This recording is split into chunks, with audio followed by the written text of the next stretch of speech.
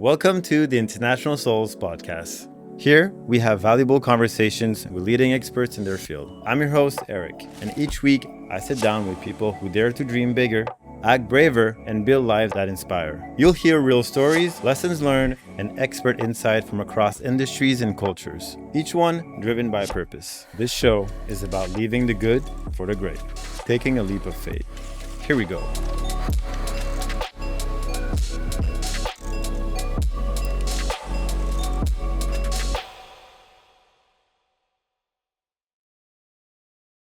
Okay. Guys, welcome to the International Souls Podcast. Today on the show, we have the honor of welcoming a longtime friend, a father, a husband, a true global fashion icon, Francisco Lachowski, aka Chico, a Brazilian-born, internationally celebrated supermodel who has graced runways for Dior, Gucci, Versace, Balmain, Louis Vuitton, and fronted campaigns for Dolce & Gabbana, Hugo Boss, Roberto Cavalli, Givenchy, and much more. With over 3.5 million followers on Instagram, more than 1.2 million fans on TikTok, and a growing YouTube presence, Francisco has evolved beyond the runway to becoming a powerful influencer and entrepreneur, recognized by models.com as the Male Model of the Year in 2016 and one of the elite money guys for his sustained success in a fiercely competitive industry. But beyond the glitz and glamour, Chico is a devoted husband to Canadian model and friend Jessiane Gravel and a proud father of two beautiful boys. His journey is defined by bold risk, unwavering commitment, and the art of mastering both a demanding global career and a fulfilling family life. This episode, guys, we will reflect around the theme of leaving the good for the great, digging to his rise from a young model in Brazil to an international brand, his insight on authenticity in social media, and what's next on his incredible journey, guys. I'm so happy and excited to have my friend Chico. Chico, let's do this. How are you today, brother? Hey Eric, I'm good. Well, thanks for having me. First of all, when I heard you're, embarking in this challenging also career as a podcaster, because I don't know, I you didn't know, but I actually have a podcast too, and it is a little challenging. It's something that you really have to keep consistency a lot more than Yep. other things to make it work. And I Yep. realized that because I did a few episodes and I stopped doing it. And I missed it though. I want to do it again. That's why when you invited me, I was like, "Oh, that's my chance to get back on the train and actually like Good, man. do a podcast and feel how it is and go back to with mine." But yeah, thanks for having me and thanks for the praise words. You forgot Tell me. sexy guy too. I guess the Sexiest guy. models.com, yeah, models.com have me as the sexiest guys too, but I don't really agree with that. But it's all good. I'm sure your wife Jessiane probably agrees with that one. I hope I'm so. She's married with me yeah, for a long right. time. I'm glad that you're excited to be on this podcast because if so you have your podcast called Yo Chico Podcast, right? Yes. So you're normally the one who interviews people. So now it's going to be, I'm sure you've done a lot of interviews throughout your life, but Yeah. this is going to be nice, a fresh take with all that you've accomplished today. And just before we get started, where are you based at the moment? Where's your home? I mean, I'm everywhere. You are? Mainly right now, I'm spending a little more time in Brazil, in Okay. Florianopolis. It's not where I'm from Curitiba. It's a little bit up north from here. But we found a very good place to be in like the meantime, me and the family. Like it's a beautiful island, it's amazing, you get to do a lot of things that you don't do in other places in the world. You get to go to the beach every day. The kids have a beautiful life. They have good schools, Really? good things to do. Milo wants to be a tennis player. Here they have great tennis places to go, so it's a good place to be based. But we still have a lot of our roots in New York City. That's, where we Okay. spend 10 years of our life. And most likely gonna spend a few more because it is, we are there, and so we're spending kind of like between here and there, like half of the year there, half of the year here. It's, we go like this. You're in Brazil on an island because I mean I've been following you for a while, and sometimes we like we send each other DMs and connect. It seems like you're always traveling, so you're actually leaving from the island and then what going to the Brazil, I mean to No, it's I Brazil or it's an island, but it's connected to a bridge though. okay, It's so there's a bridge and then you Yeah, go from there's there. yeah, Okay. it is an island, but it's in the country. It's in like it's not far away from the country. But you fly out, so because Brazil is kind of far from the main, it's far from Yeah, New York, yeah. it's far There, I from live. Europe. I live. My house is right next to the airport, so I'm like Okay. 9 minutes from the airport. I hop in the plane. I go anywhere I want. Okay. Yeah, Okay. Man, incredible. I feel like as someone being based, like I think it's one of the goal, like as a fashion model and a brand ambassador, influencer, entrepreneur, like to be based in a place where because living in New York is so intense. I mean, you've been yeah, there for a long time, and especially with your yeah, kids, to be able to be based in your hometown. I know it's not like your hometown, but in your home turf, yeah. Brazil, and clients flying you out to all these places and booking. It's good for It's you, man. challenging. Yeah, You definitely don't have clients flying you out all the time. You do have yeah, to get a little bit of like money out of your pocket so you make it work. It's a I see. commitment. It's a little more. It's a commitment for the family, for the kids, so they can have like a life where they can be. We can feel good. We can know that they're Mm, having the best childhood ever, and we're committing to like, yeah, we're gonna spend a little bit more time in the plane. We might have to spend a little bit of money to get ourselves to places where the work it's more, you know based, like Europe or anywhere else. I mean, we used to do that in New York City regardless, because a lot of the work is in Europe, a lot of the work is around the city. It's never really in the city. There's only a few works that are in New York. So mm. I always lived in the plains, so I don't mind being based in a beautiful place, where the kids can really like grow and spend a little bit more time in the plane. But like I said, it's not really where like we pretty much living in the suitcase. We spend almost more time in New York City than here, like lately. I don't know, we have to see, but it's like a modeling life. You never know where you're living. Like me and Jazz, we always travel. Like even when we were living in New York City, we couldn't spend 2 years more, like more than 2 years in one place.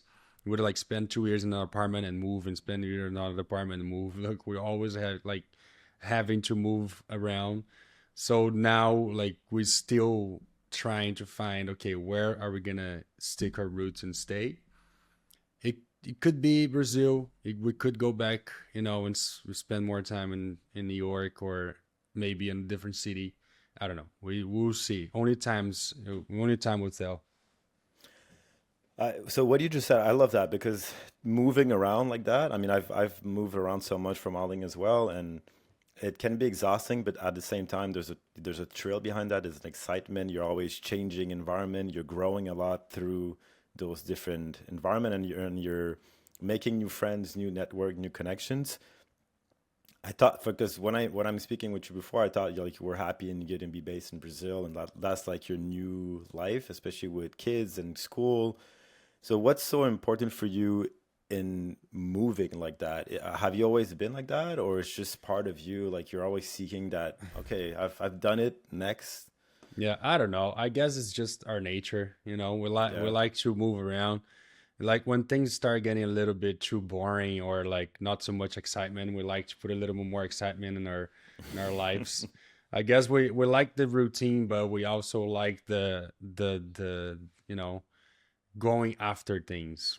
Like incredible. there, like actually now my life, it's a lot of that happening. Like especially with the modeling industry changing a lot lately because of social media and the influence of people outside of modeling going in fashion. Like Yeah, it's always changing. So it's been a few years that I had to adapt to the new style of like working as a model in the fashion industry. Now I feel like I'm 100% adapt to it, Amazing. but I'm still, it's always a learning process. It's always something that you can never be too comfortable. There was a time in my career that I was way too comfortable, sitting in my couch and just waiting for jobs. And that happened, it was fine. But always when I felt I was a little too comfortable, I would always like, okay, we got to move. We got to go somewhere. We'll go to Paris. We'll spend a Mm, year in Paris. We'll go, like, we'll always kind of move around. So that moment where you feel like, oh, I got it, I already put my name all the way up there. I already yeah. have my clients, already making good money. So I don't need to really to move. But then that actually makes you like, you don't realize that it makes you go back to where you started. Mm, The moment you feel comfortable, you're like, you don't realize, but things start slowing down little by little, and then next thing you know, like nobody really wants to work with you anymore. It's a lot of friends of mine in the modeling industry. I've saw that happening, and I always had this awareness in my head, like I cannot let this happen with me, because not only me, it's me, the kids, like I have a family, so I cannot let the ball drop. And I've seen that happening with other guys that they had a great career. They worked for all the brands even more than I did. They were like rolling high, just working as we go, not really chasing anything.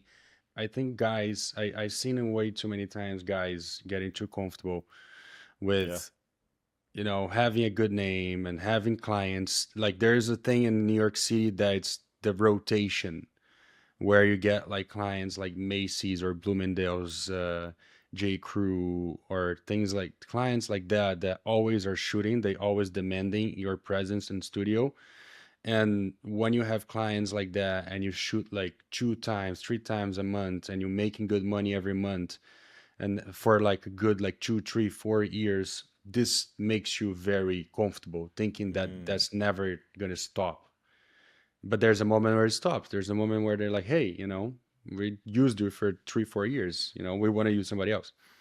So that when that moment comes, all those guys that they had that huge name, that huge star, they realize they don't have it anymore, because they spend like the rest of their 6 years in New York City thinking that they're having a good work.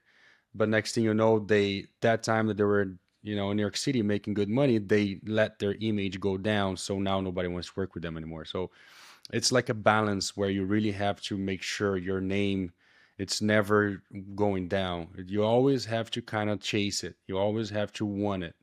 Or you either go for it, try to sustain that for a long period of time, or you do your thing, you make your money, you leave, and you do something else. So I mm. don't know. This, I guess, is a choice for some people.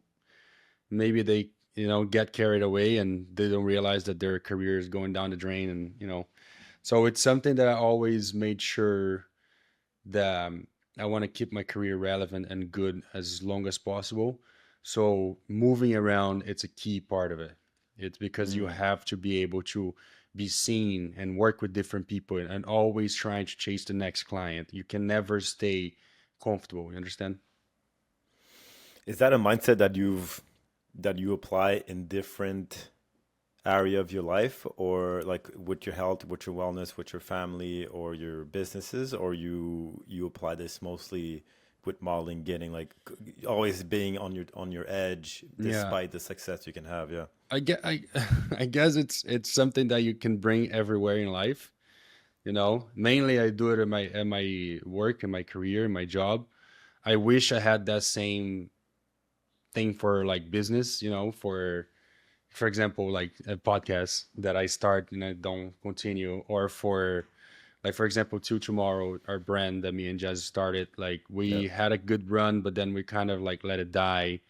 Things like that, I wish I had a little more, you know of that thing that I just said for my career. But I guess you can only focus 100% in one thing. I mean, at least that's my case. I try to Yeah. focus on other things, but I realize that if I put my energy 100% on something, it usually works Yeah. than putting like little things and many other things. So I put 100% my energy as being a father, as being a family man, making sure I can provide, for my family. And that relates to my job and my work as me being 100% focused on like how I'm going to do that. And that, kind of like goes like that, it just translates one to the other. So there's many things that maybe if I put a little bit more energy could work and it could replace what I do already, but I don't know. Maybe one day I would, get off my couch and do it.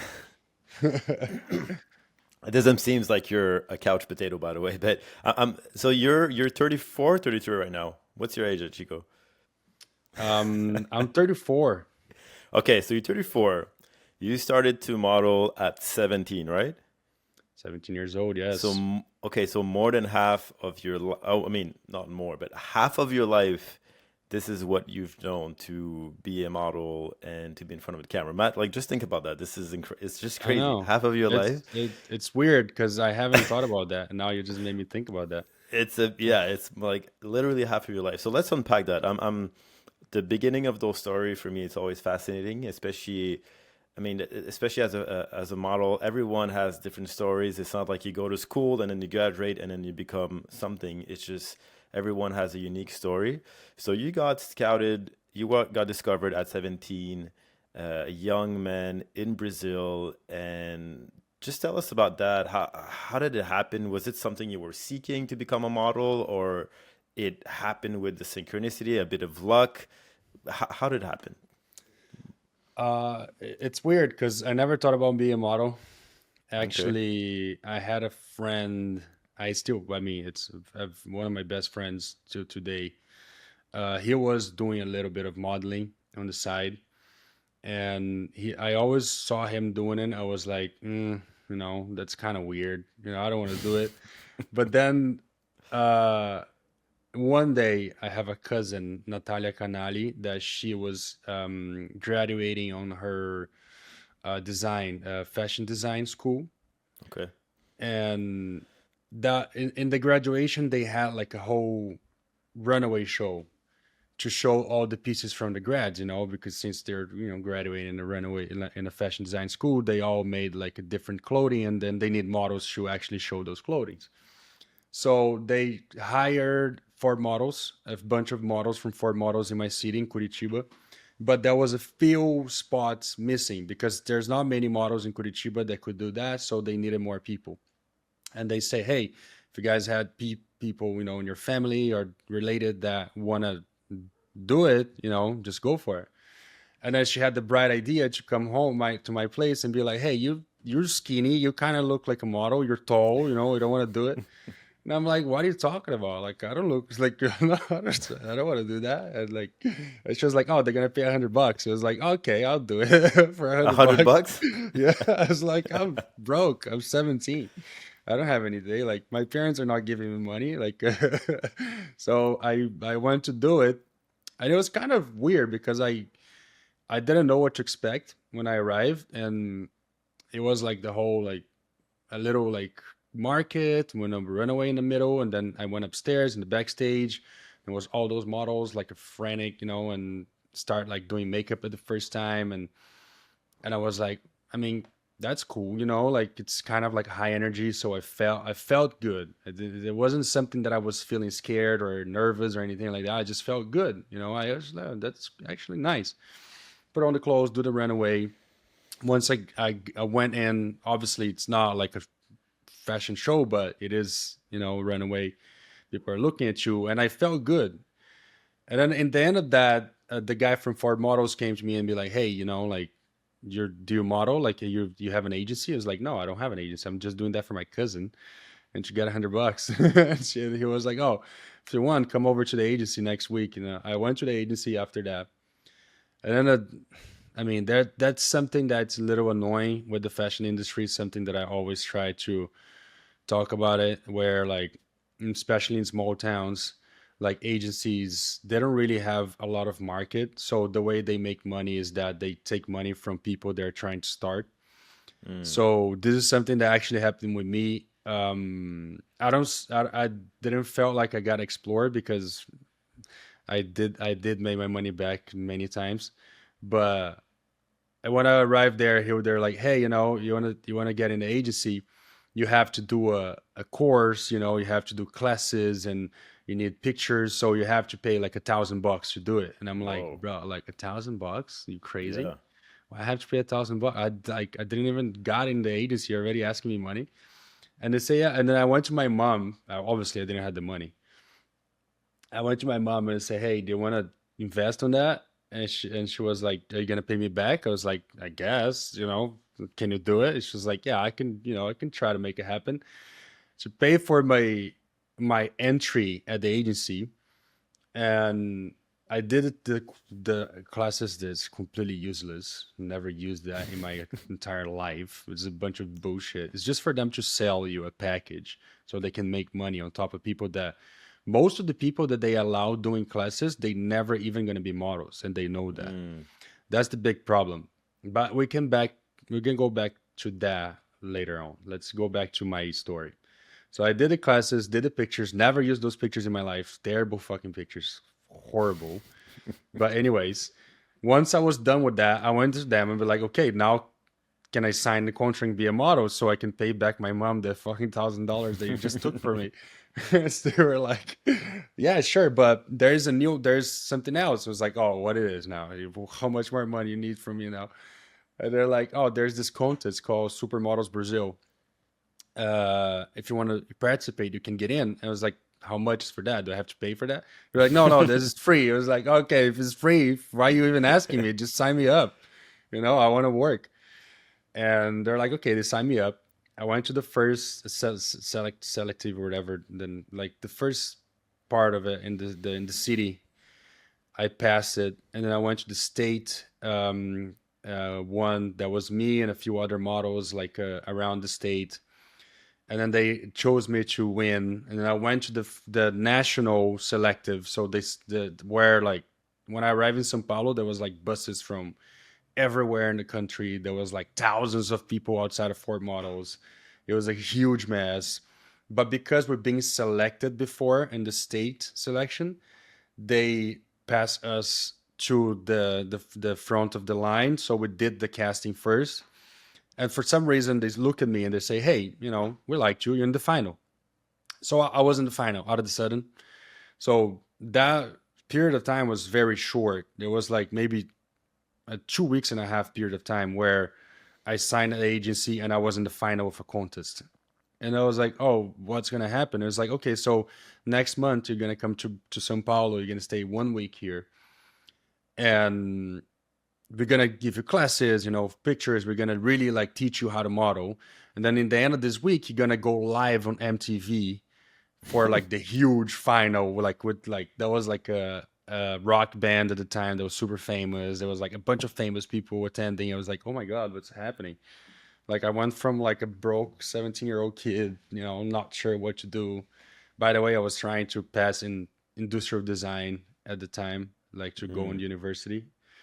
Um, and then out of the sudden, not even a month, I'm already here in the final of some crazy modeling contest, something that I didn't even know that existed.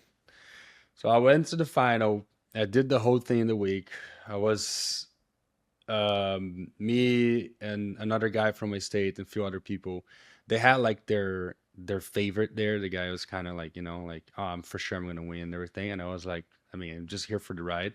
I guess after that I can just sign with Ford Models Brazil, the actual in São Paulo, and move to São Paulo. My plan was that maybe I'll move to São Paulo, is stay like a few months here, try to work as a model, and if it doesn't work, I go back to my CDA study. That's it. Hmm.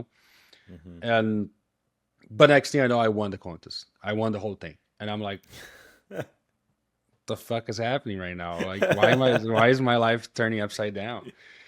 And then I went outside. Actually, one funny thing, the reason why I won, because I did a casting, international casting, in that week of preparation for the final. And I did a casting for an agency in Paris and Milan. And the bookers were there. So there was Frank from Far Models at the time. Now it's Premium Models. and Rosa from Why Not at the time. Now she's in a different agency in Milan. And when I got in, I didn't speak English at all. I had no idea. So they told me like they're gonna ask you what's your name and where you're from.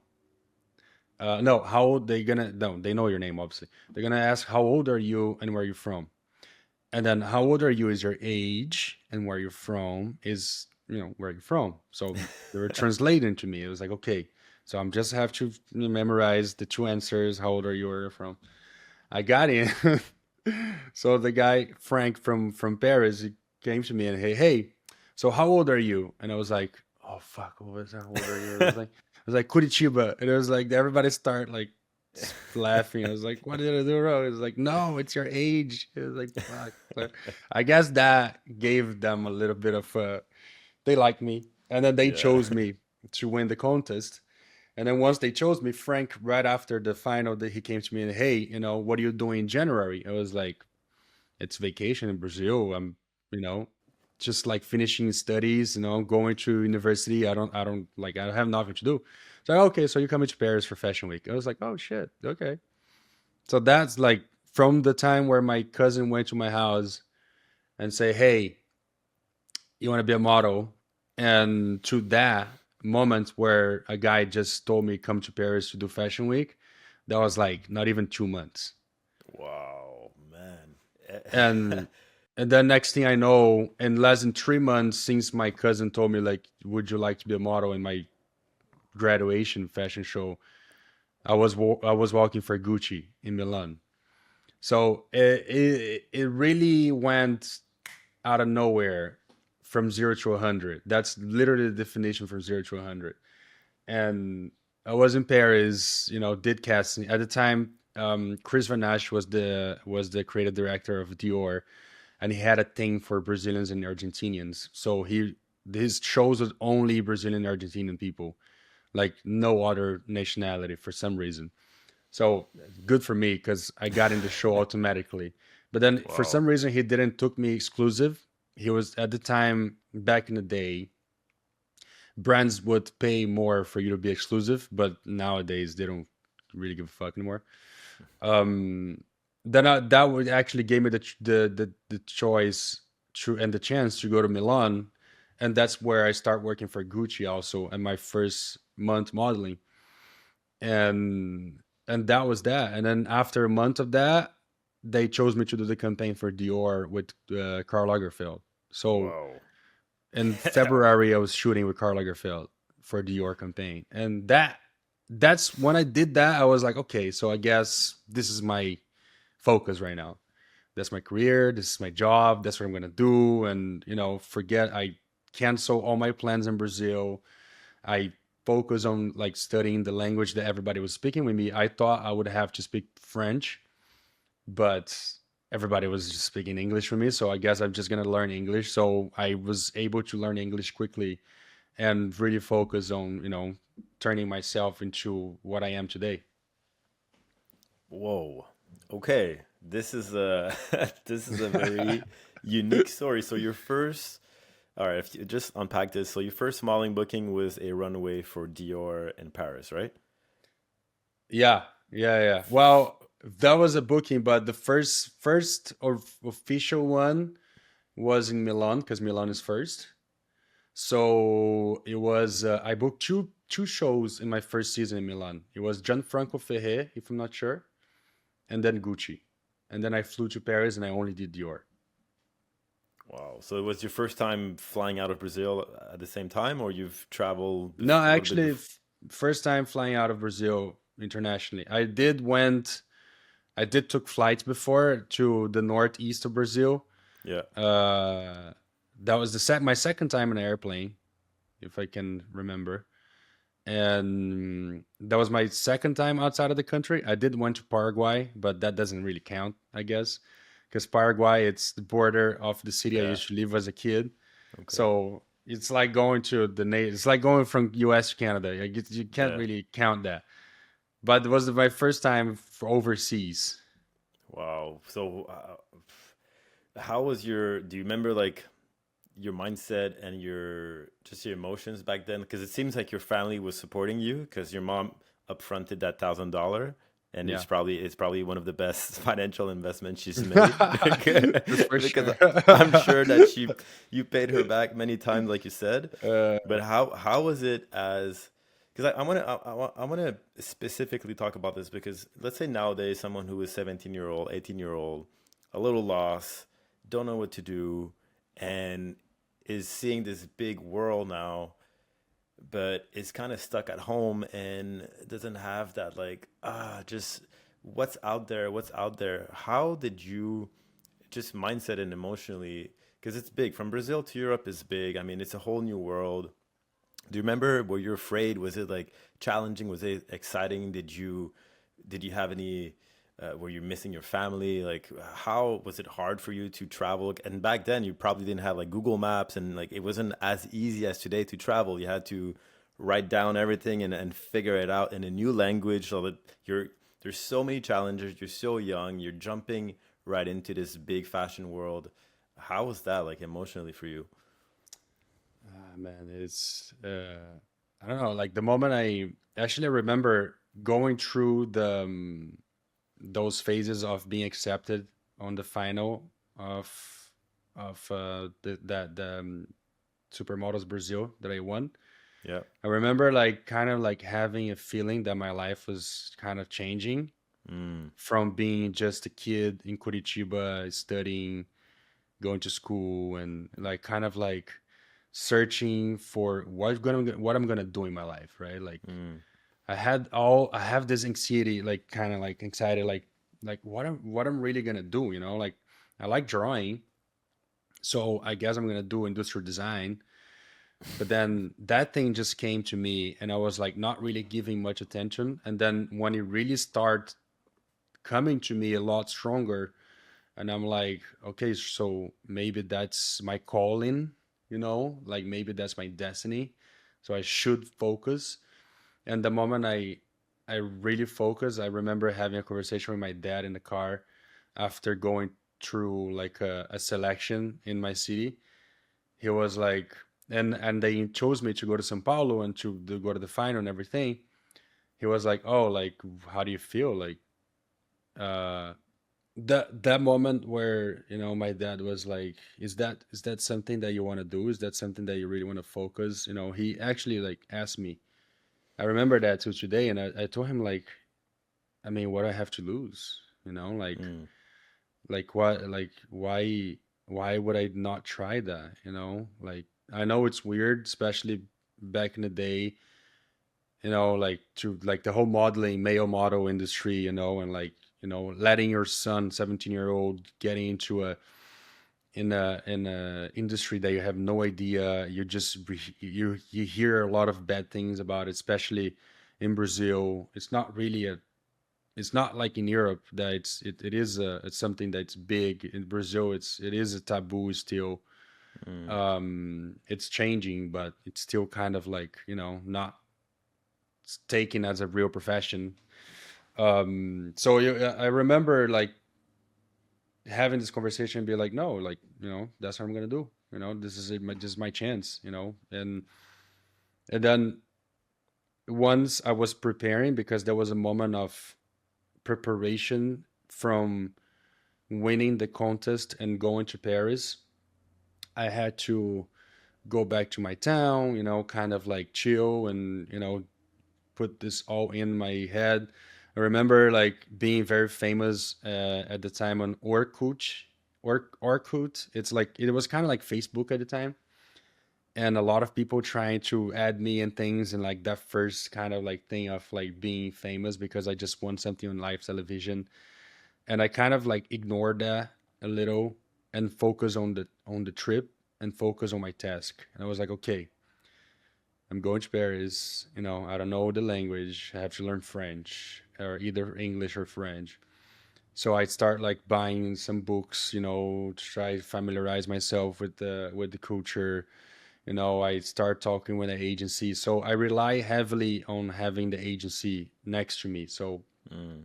always, I was never alone. I always rely heavily on being with somebody that's guiding me. So I still have my mother agent. That's Manuela. At the time, she was a international agency at Ford. Now she has her own mother agency where uh, she helped me a lot. Explaining me a little bit of like what I should expect, what I should do, and I did went with another guy also, Max Mota. At the time, he just had done the Dior campaign exclusive. He was like kind of like the guy to watch. So I went with him, and he helped me. I mean, he did help me a lot, but at the same time, he was a little bit of a jerk sometimes with me. Like making jokes because he knew I didn't know the language. So he would like make jokes, like to people, saying that I said something that I didn't said, because I was starting to understand a little, and I started to pick up a lot of the things that he was doing with me that wasn't cool, but at the same time, it is what it is. He's my friend. He's still my friend. He always be my friend, but I do call him on his bullshit a lot. But I did have a little bit of help, and in my head, I put like, okay, I'm going to do this. I'm giving myself 1 month to figure it out what's that, because I had no idea what I was going to expect. So I gave myself 1 month to really figure it out, like what I'm going to do, and really heavily rely on people telling me what to do. So I Mm. wasn't trying to invent a new thing. I was just like, okay, show me the way, and I'm going to do exactly what it tell me. And that's what happened. So that's it. I put this mindset of like learning things that I had to learn, listening a lot to people, like, and that went on to, what I am today. As a young, even teenager, how? Because I started to model at 17 as well, and it's funny because my first runway was also a runway from a college, art college. My sister was in that college studying design, and they needed models to present their collection of the college kids. So I went through that very, very similar process at the beginning, but I remember starting very young as well, and it I'm curious to know your perspective on this. How did it shape you at a young age to be now in this global stage? And I'm not sure when you really started to make some money, but even doing like $1,000 to $2,000 in one day at 18, 17, 19, coming from Brazil, it's still a lot of money, so or probably more. How did that shape you? Because it can build confidence at an early age, but also feed the ego and starting to like, oh, you're young, you're making money, you're traveling. I'm curious to know, like, did it shape you in a good way at the beginning, or was it channeled differently, and it kind of, brought your head a little bigger than it should have been? Um, I mean, you know how it is modeling in the beginning. It's not easy. You have some people, like, for example, Max, this guy that I was talking about, he had it very easy, somehow like too easy, where in his first month, like, you think I was lucky, like, hear this out, like, in his first month, he signed a year contract with Dior. So he didn't have to do anything else. So A he year stayed, contract, yeah, so he right? stayed 1 year exclusive. And then the other year, he signed another exclusivity for Trussardi. So he Oh, was 2 years exclusive, not really being able, because he couldn't work for other brands. He could only work for those brands that he was exclusive. So in his first 2 years, he was chilling, making like 250K, you know, per not year. having to do shit. This is a lucky start, but I that wasn't my start at all. As much as I was lucky with like being able to get good, runaway shows and like changing my life very quickly, I had to really grind a lot. So Mm. the moment I arrived in France, uh all the runaway shows, it doesn't pay a lot, so that doesn't really pay the bills. I maybe in the first my first fashion week I made like what, like 1,500 euros. That paid for like the expenses. I was in like maybe negative a lot of the time in the beginning until I did a campaign for Dior that I made a little bit of money. It wasn't like crazy, and then I invest on a few things in Brazil. You know, I put the money aside and some things. I bought a car, maybe it's stupid. Um, but after that, I went back to the grind. So once I realized, okay, I'm doing this, I did the campaign. I went back to Paris and I did their um, fitting. So I worked for Dior as the fitting guy for 3 months. That was paying okay, you know, like I was getting like what, like 300 euros a day or 300 euros an hour or something like that.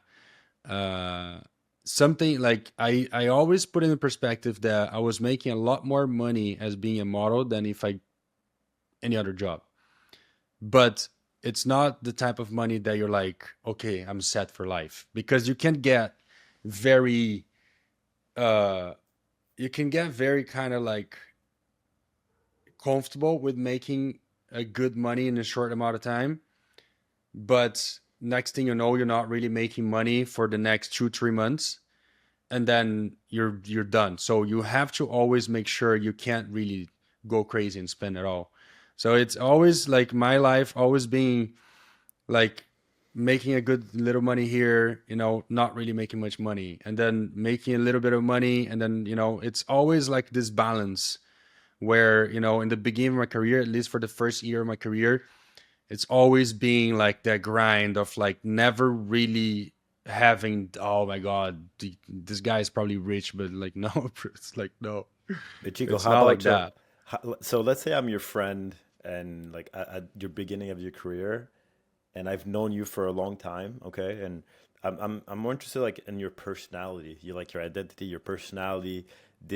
Did this early success, and I like I'm not speaking necessarily all financially, but still being in Yeah. Paris and Milan, being in these the big exclusive brands in the world, Dior, Gucci, did that shape your personality? Did that made you like a little cocky, a bit confident, and like being in that world, or you stayed grounded and all of your friend could see that no, that's Chico. I know exactly who that is. He's not trying to pretend. Because at a young age, being placed in that spotlight can definitely either mess you up or play with your head, like, and especially with your ego and your confidence. So did that had a role and impact on you, or you just kept your identity as it is?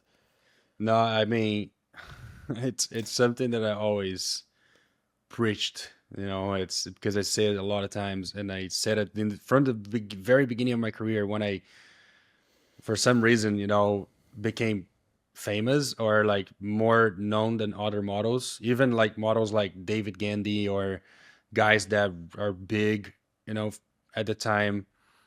I was like having people waiting for me outside of shows and things like that when I was like 18, 17. And those guys, like nobody really knew who they were. Like, so I was at, since that time that it was always being very weird. And I always said in the very interview that I did, where like the key is always be yourself, because everybody's like, what's the key? Why this happened with you? It's like, I feel like it's because I'm being myself. It's because I'm not trying to be somebody else. I'm not trying to change. I'm not trying to mirror myself in a different person. I'm just being me. Mm, And yes, I mean, my life as a model and everything that I did, everything that I experienced, and all those travels and different connection with people, when you know, learning different cultures and really like understanding the world and my life and my business, and this shaped me who I am right now. It's really shaped, you know, like you can't just like say that I'm the same guy as the kid from Curitiba at 17-year-old. I'm not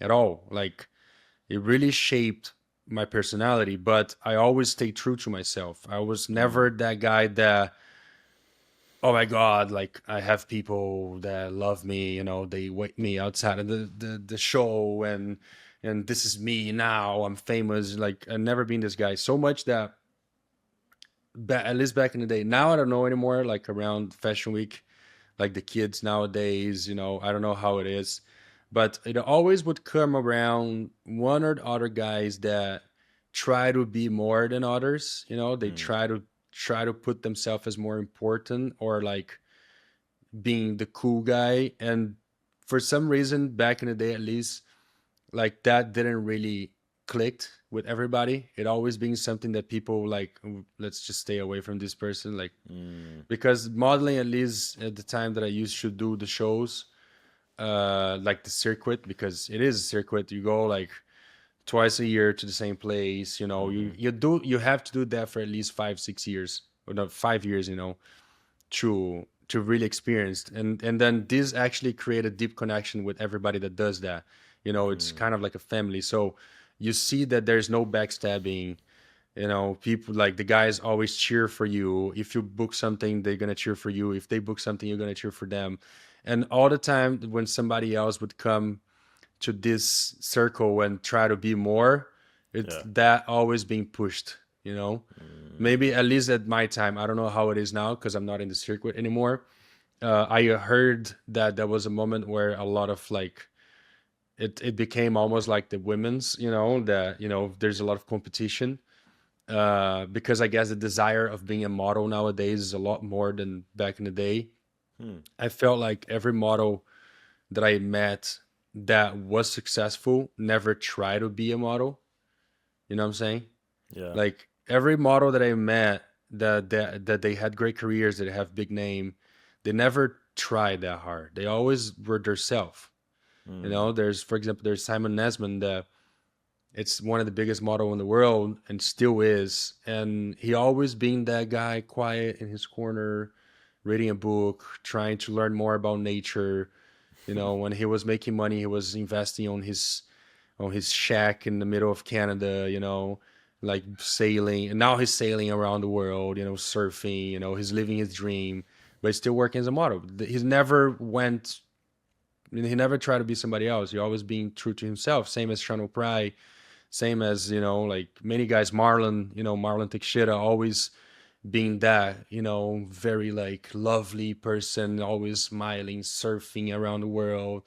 It's it there's all those examples of like guys that really thrive as models, and because they are always stay true to themselves, they never mm. try to be somebody else. And I feel like I'm the same. And that's, I get, maybe that's the secret. I don't know.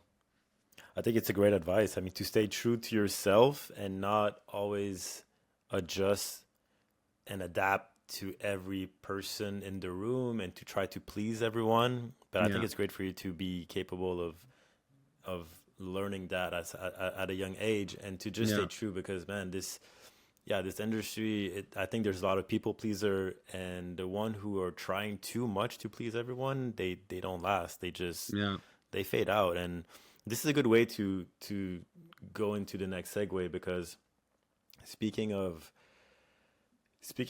the the success, but also starting to have a fan base. When you started modeling, you talked about what's the app you said, like the Octur, like Torture or something like that. Was that like the Facebook that you said that was ah starting to pop? or Orkut. So it's Orkut. it's like Facebook, but I've but never that heard didn't about really, so yeah, that didn't really, it lasts for some years before Facebook really like just ate took over. alive. Yeah. Yeah, but well, because so when you started modeling, social media didn't really exist or was just barely No. started. So today you're quite a heavy hitter in this space, and I'm very curious. So let's deep dive in. I mean, you are a Chico, so let's deep dive into how it is nowadays to the challenges, but also the shift. Because you also mentioned at the beginning of this podcast how it's always evolving and shifting this path and this career and this industry. So you now have 3.5 million followers on Instagram, 1.2 million on TikTok, right? And about Yeah. 75,000 on YouTube. Is that the right numbers? Yeah. About? YouTube could be better, but I let it go a little Okay, bit. well, I mean, it's still quite a lot. We're almost like close to 5 million total through the platform. Yeah. When did social media become a part of your story?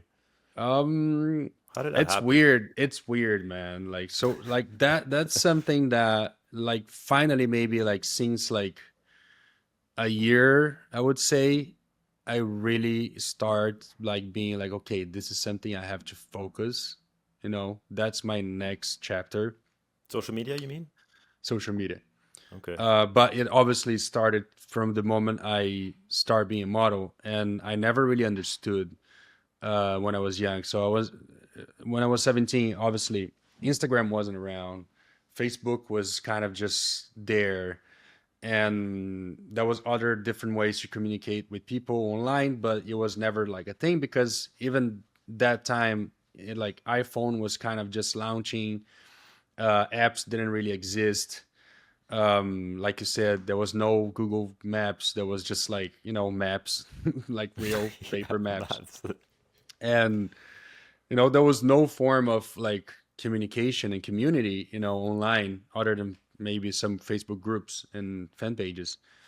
And when I started, for some reason, on my second season, the first season people started noticing me online, and on my second season, I think that was like a few pages, like that was Tumblr at the time. And for yep. some reason, my pictures start like going to Tumblr, and people start creating fan pages of me on Tumblr, and then people start creating fan pages of me on Facebook, and those fan pages were like up to 500,000 followers and stuff. Whoa. And then my website popped up, like franciscolachowski.com, that I had no idea, and they used to like update every day of everything that I was doing. And I'm like, what is happening? Like, why is Hmm. this happening with me? And I never understood. And then so much that on my second season as a model, I was already like having like people outside waiting for me, signing autographs, and I'm like, why? Like I would go like, why are you doing that with me? Like I'm not a singer, I'm not an actor, I'm not anything that I'm trying to be famous. I'm just a model. But people really loved me being a model, and they really wanted, and I guess I had that thing from the very beginning, and but it never really was never really relevant because you could not really generate, like you cannot really translate that into making money. You know what I'm saying? Like there was never like a social media like nowadays that you collab, you Yeah. go to places, you get paid, you do collaborations where like you post, you tag the brand, like that didn't exist. So there was no market for me being famous other than just me being like people liking me. So I always took that as being weird but being natural, and I always liked it and praised it, and I was always very thankful about it. But that was never really something that changed my life. You know what I'm saying? Like Hmm. not trying to say uh like anything bad about it, but at the time it was just something else that was happening in my life that it was cool, but I kind of like made it very natural. And that's it. And then Instagram started popping up, and I remember me like creating a account on Instagram and then deleting the account because I didn't really had a use for it. And then next thing I know, that was like a news channel, I think in Brazil, for some reason. I don't know why, but they came up with like a interview, like the whole thing that was like a false. I never did an interview for them, but the interview was saying that I came out of the closet, and I was like, wait a second, what's happening? And I was like, wait, I had like Uh, what is happening? And then I have a girlfriend at the time. I was already with Jess.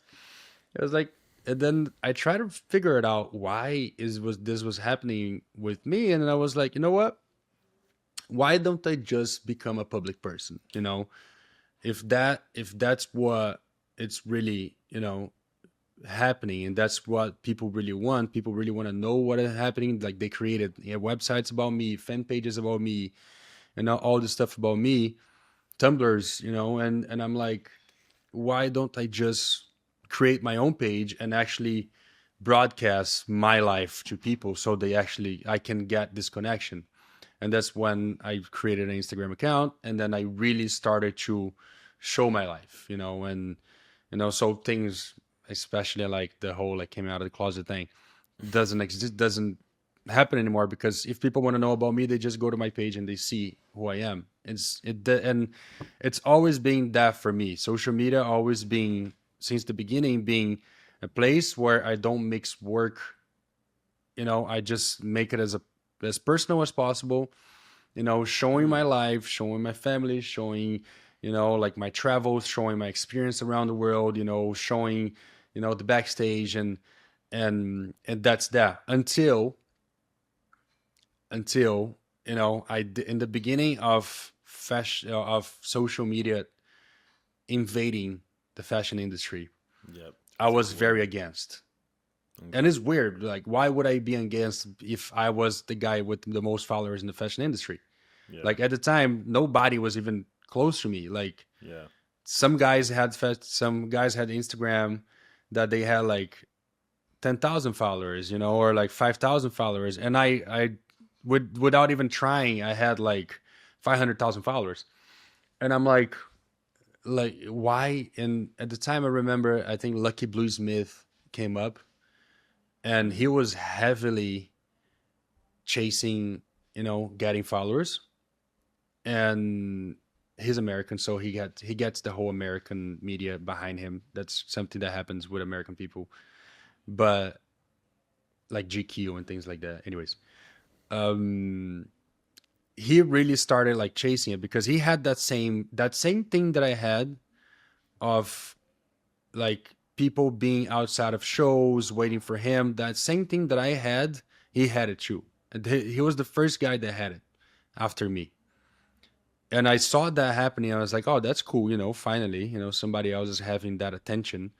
But then he capitalizing on it. Like, he really went forward. So he was like doing meet and greets, like he was really like Mm. chasing it, making more people interested, like really creating a buzz around him. And then that generated on him becoming very, very famous online. And then he passes me at the number of followers, I remember. And when I saw he passed me, I was like, oh, okay. I guess it's up to something. But at the same time, what is he gonna do about it? Like, there's Mm. nothing really to do about it. But then I Mm. see that all of this movement of him doing around social media, other guys start doing it, and then other guys start, having that same Mm. thing, and then other people start doing it, and next thing you know, there was a whole industry around social media. So much that guys came up as models through social media. So like they turning themselves into models because they had a big platform. So like, and when all those changes were happening at the time, I was completely against it. I was like, no, this is like, why is this happening? And I was refusing to embrace it. I was refusing Mm. to becoming this another guy, even though I had like at the time, going to 1 million followers, like I had a huge platform. I could have done the same thing that they were doing, but I was staying true to myself and my craft that I thought that would never die. That was just being a model. You know, I don't really have to do more if I'm already like okay where I am with my profession. Like my life was waking up, going to castings, booking the job, going to work. That's it. Going to Fashion Week, then runaways, going back home, gives like getting like options, traveling to work. That was my life. Not trying to be and like too famous or a high profile person, but just like enough so I can still work and do my job. And I was happy with that. And I hated that social media was coming and disturbing my life. You understand? I do. Because So I how? was I was looking at that in this direction. I was looking at like this, like in my eyes at the time. I was looking as it was a disruption. I was looking at it was something that it was destroying my work, and I was fighting against it until I was like, why I'm doing this? Yeah. Like, why I'm so stubborn that I want to keep like this old ass dinosaur of industry, that's fashion industry, the same.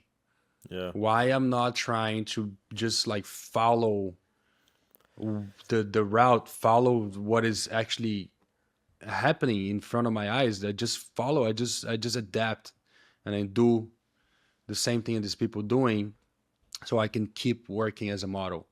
You know, and and then it wasn't something I would love to say that it was something that clicked and it just happened, but it took me a good time to adapt. On like not only being the traditional model and actually like using social media to uh, continue being a model, you know, and that's how I kind of like excuse myself to be like, okay, I'm gonna use social media so I can, continue like growing my career. So that's kind of like how I used it as an excuse. Like, oh, my excuse to start like working on social is because like, that's how kind of like how you keep working as a model, like type of deal. But it's not really like it is a completely different business. It is a completely different platform. It is something that being a model and being a top model or whatever, it helps, but it's a completely different beast. So I was learning, with and now it's inevitable. Now you can't really be like, you can be a model without having social media, unless you're like Shannon Price, Emma Nesman, like those guys that don't really want to do it. And I know they don't because I know them personally, and they really don't want it. Like Marlon, they don't want to do it. They are even more stubborn than I was on this case where like why, like they probably gonna die without trying it. But even them, they're pushed to do it, because even them, there's a moment where the a client's gonna be like, hey, you have to post that, hey, you have to do that, hey, if you want to book this job, you have to be in this, you have to post this and that, even they are pushed to do it. And I remember John Cortaveneja. He's an actor now, huge actor, big celebrity in Spain. But at the time, I remember he was like just like working as a model, like huge, always being a big top model, working for Tom Ford exclusive, all those huge campaigns. But he also didn't really had a lot of presence in social media, and at the time he was doing the switch, or not the switch, but like going from modeling to acting. And he had a lot of famous friends like Madonna, a lot of people with the high profile that he was friends and always hanging out.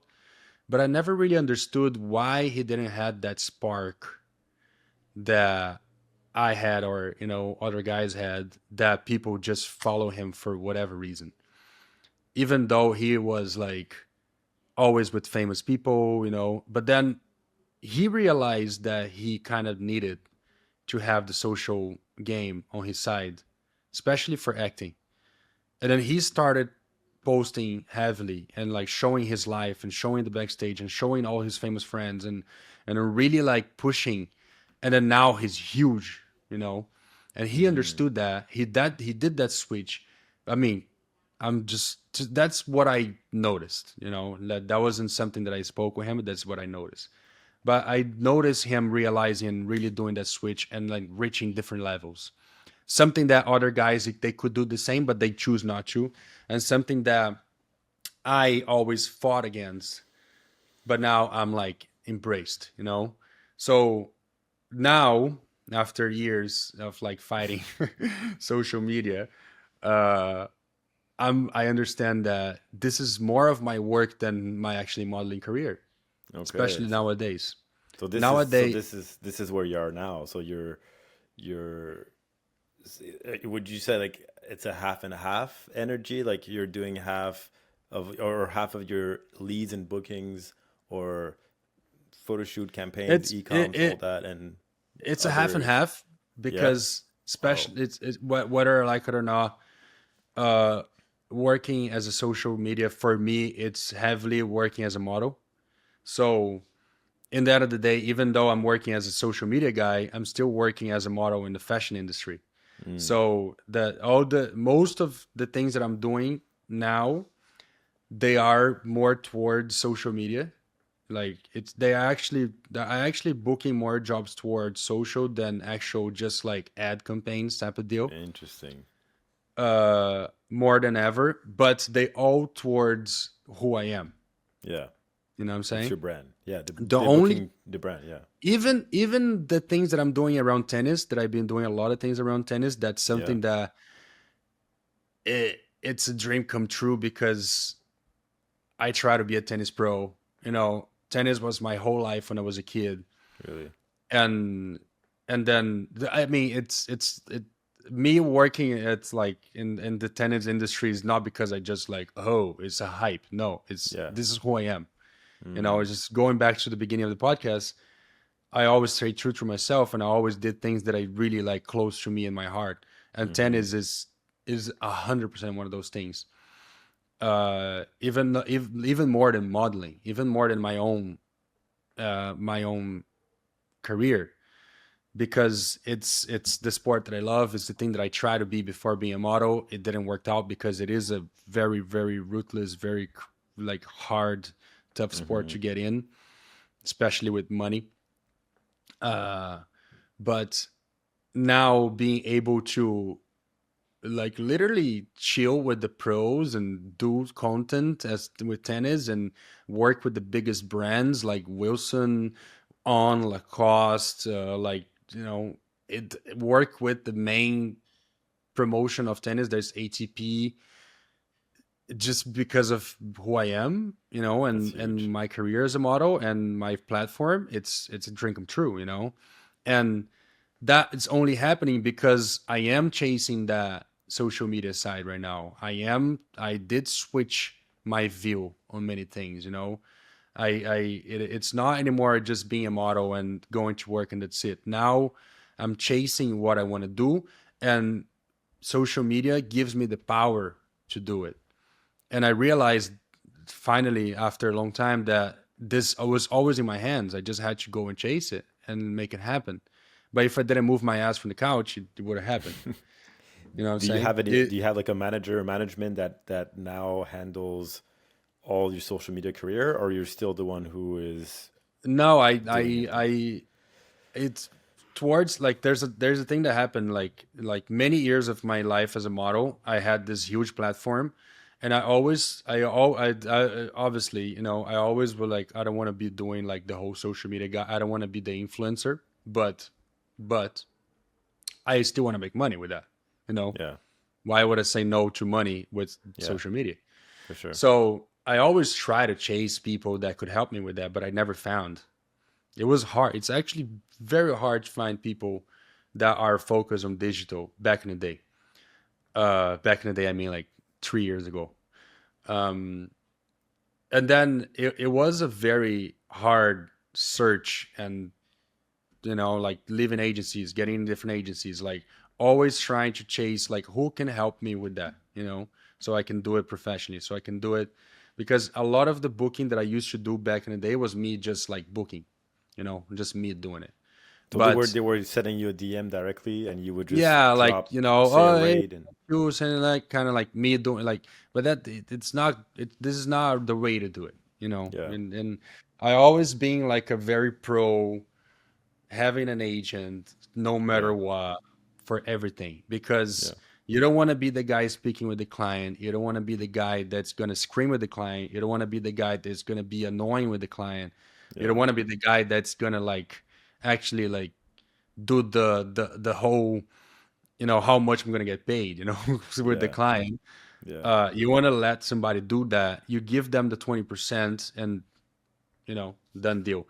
And yeah, with one thing that I noticed that actually made my whole idea change about social media is that in the social media industry, when you have an agent, they take 20%, but famously, everybody knows, many people don't know, well, only when they get into the modeling industry, that in the modeling industry, you actually give 40%.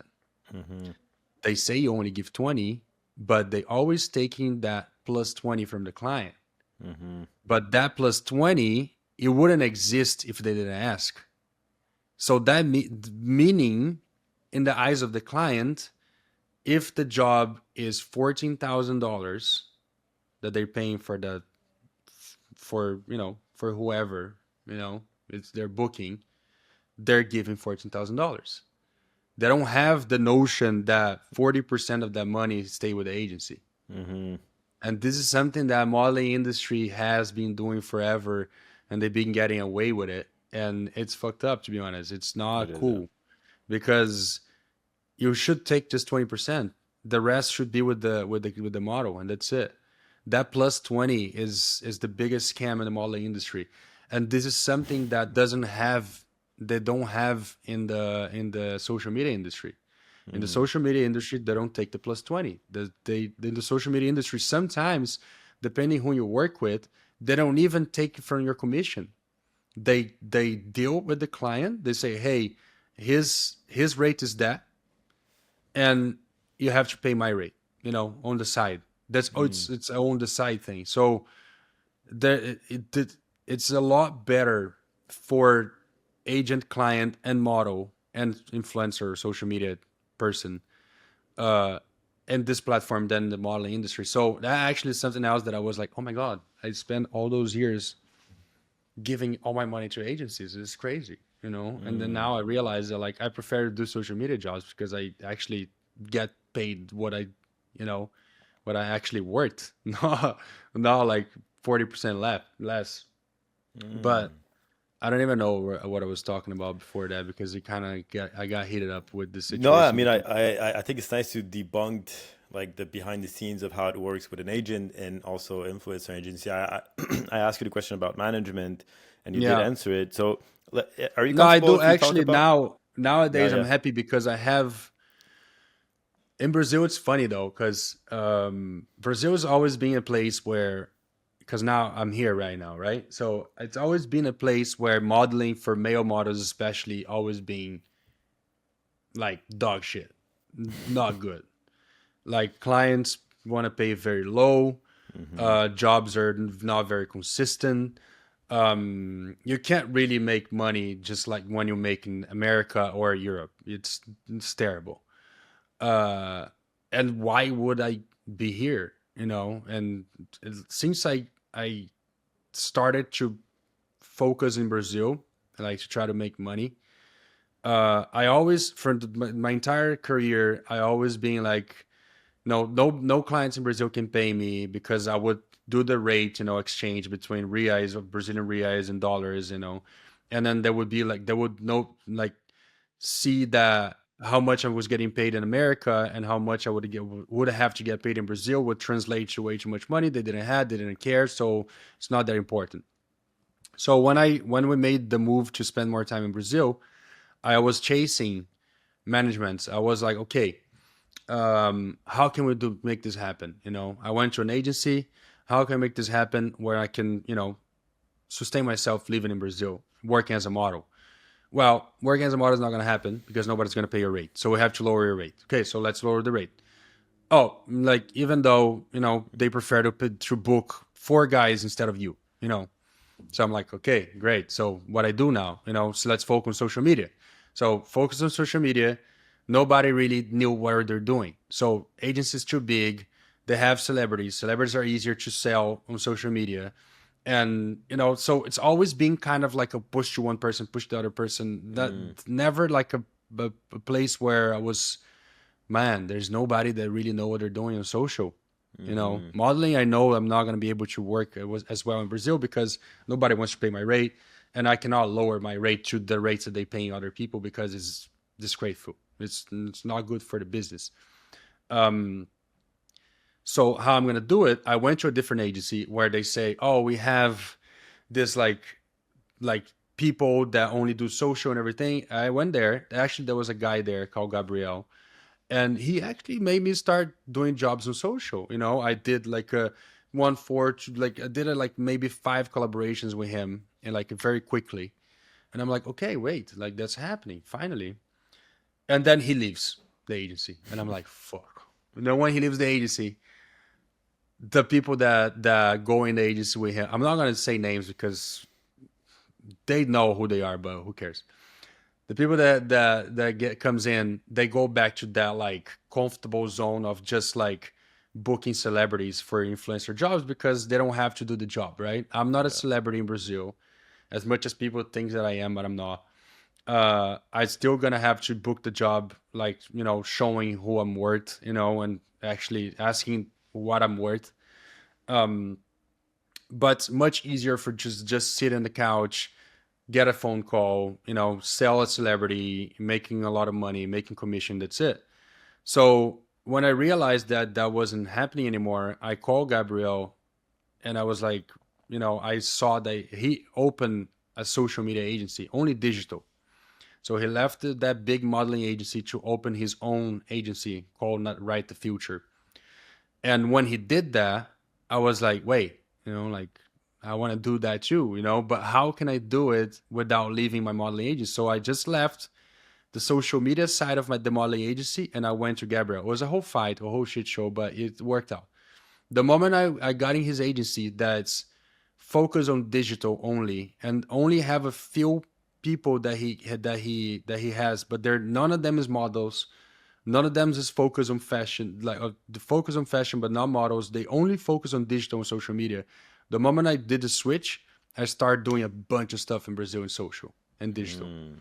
Like, and not only that, the moment I started doing a bunch of stuff with social in Brazil, clients start realizing that I wasn't that inaccessible.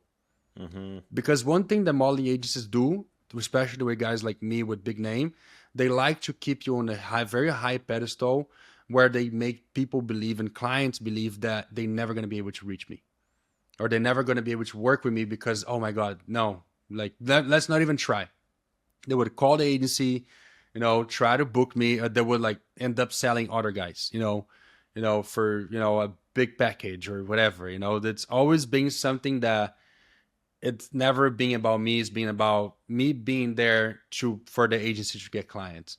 So the moment I was in an agency that wasn't the focus, and I start showing myself as available to clients in a different platform as a digital platform, the actual fashion industry and the modeling industry start noticing that, and they're like, "Hey, like you're not like you don't want to do a fashion campaign. You don't want to do a campaign." I was like, "Yeah, I mean that's my job.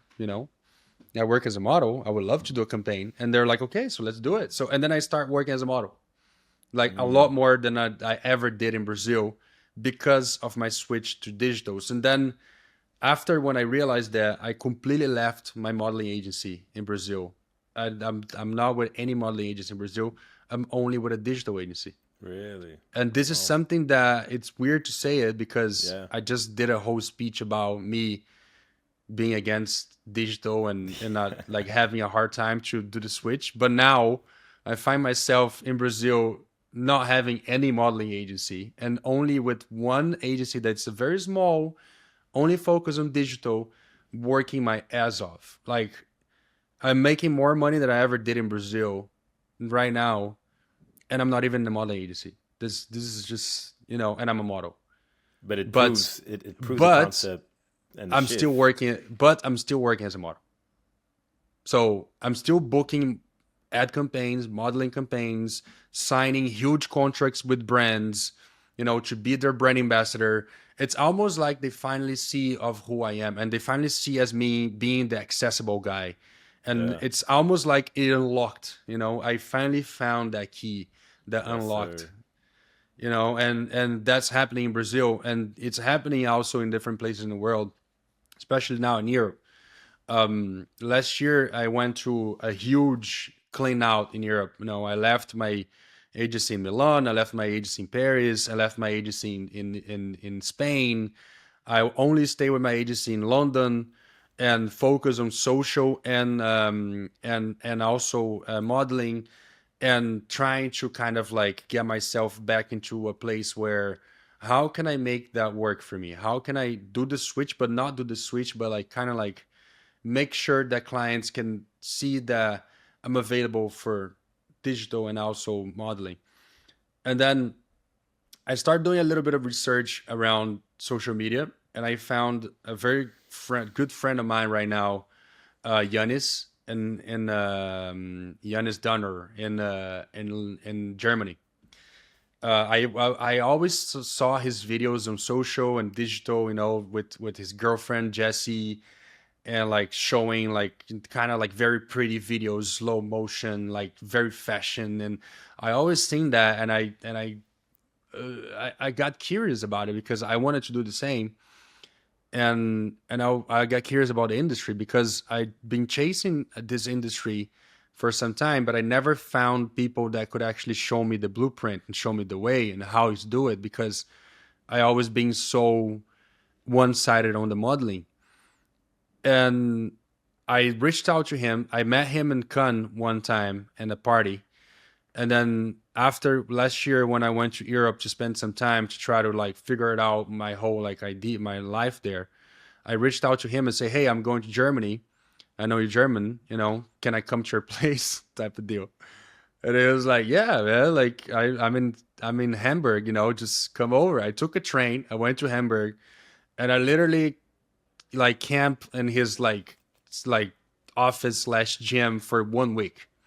So I stay his place for 1 week and just like kind of like trying to get myself in this his mentality, because he was a model uh back in the day. He did campaigns for many big clients also.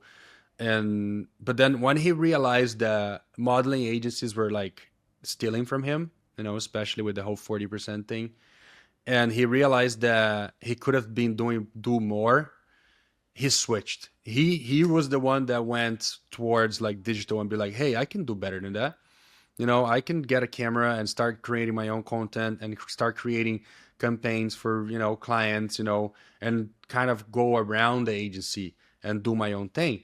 And he started doing that, and he started getting a lot of momentum, and he started actually working very well and making a lot of money in Germany as being that guy. So much that he has his own production company. He was able to do the switch. He went for it. And then I was there for a week, just digging that in and learning the craft, and really like what can I do to chase that same thing that you chased it.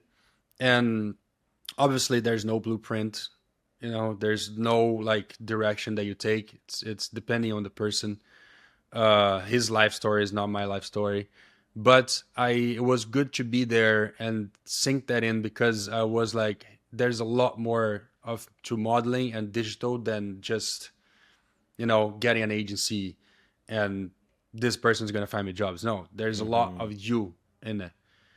And I actually had a few meetings with his agency there, and I was like, "Okay, how can we make this happen?" And then I got in. That was my first digital agency that I got in. It was we heard like with his agency in Germany that mainly focus. It was a little bit of a blowback with all my modeling agencies, because they're all like, "Oh, you don't need that." And it's like, no, I do. Mm-hmm. After 1 month, they booked me a huge job for Boss in Stuttgart.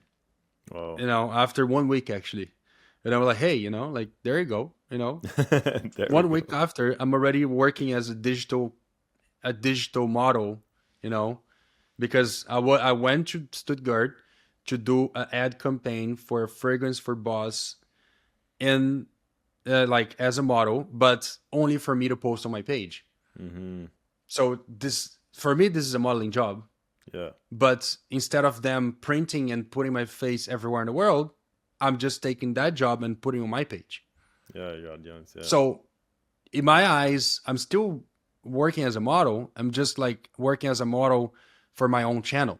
So I created my own billboard. I created my own place where I can channel in everything I want to do and channel in all the clients that I want to work with, and really created my own personality, and then put it on my channel and then sell it, or like just not sell it, but just show my lifestyle.